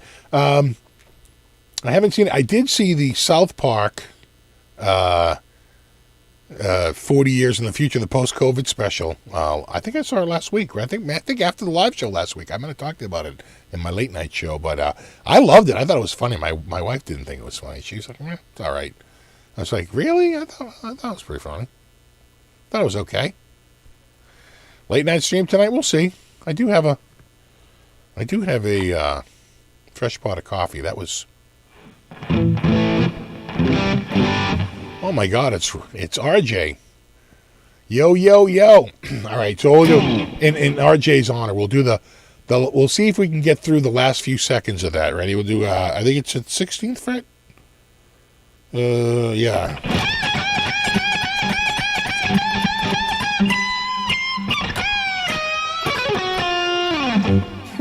I love that riff.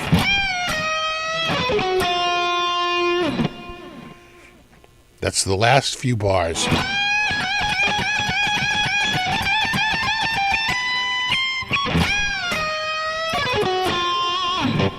Whap, whap, whap, whap, whap.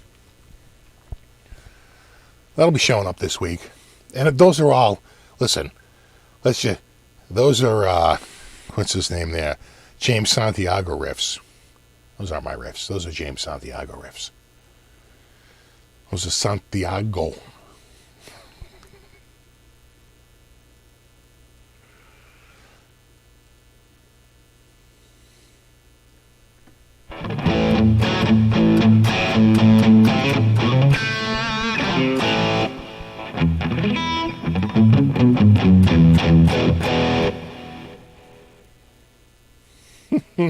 I just brew up a half a pot, got me craving coffee now. Do it, bro. Do it. Do it. Of this delay here, I can just tell you. What is the milliseconds on my delay? It is 577. But I also have a spread. I got a stereo spread. Stereo spread is 84 milliseconds. Now, do the math. I was told there wasn't going to be any math.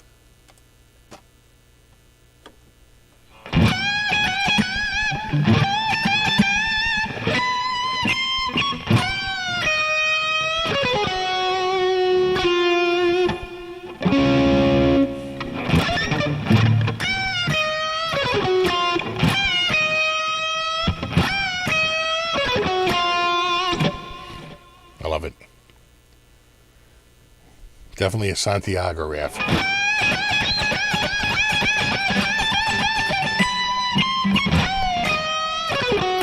Ah, it's so close. Have a good one, Coots. What DAW do I use? Reaper. But I'm not using Reaper now. I'm running direct.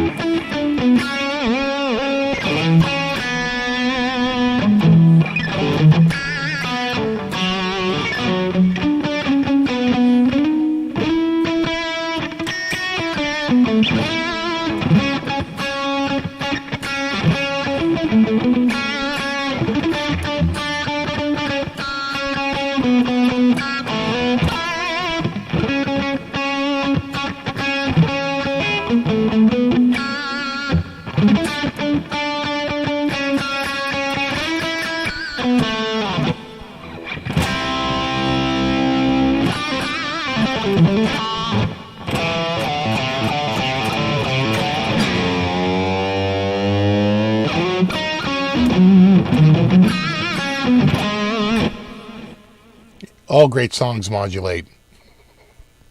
Everybody knows that.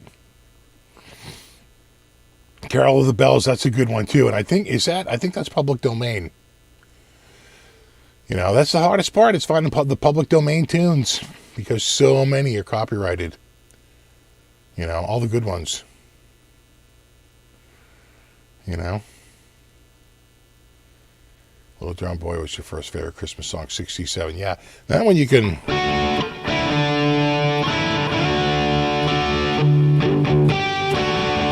really get some open string, you know.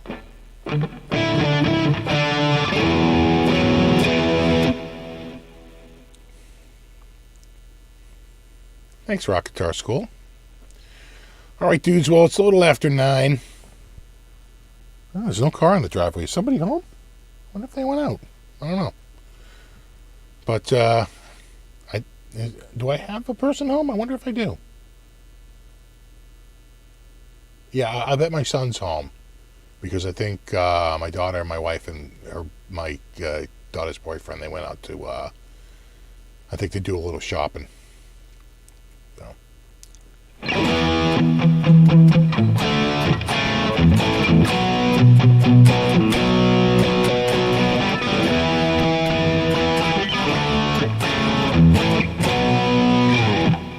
Cold gin, I suppose.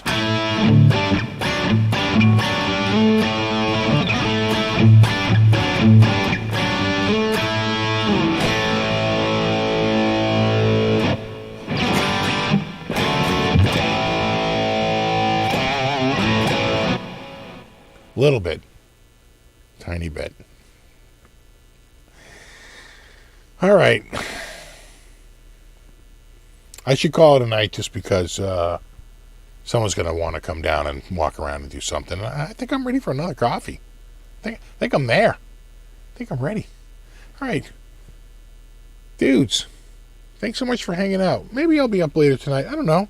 Just saying. I do have a fresh pot of coffee. We'll see. Maybe I'll fall asleep. You never know. But if not, I'll catch you next week. And, this week I'm hoping that Kramer video is coming out. I'll let you know.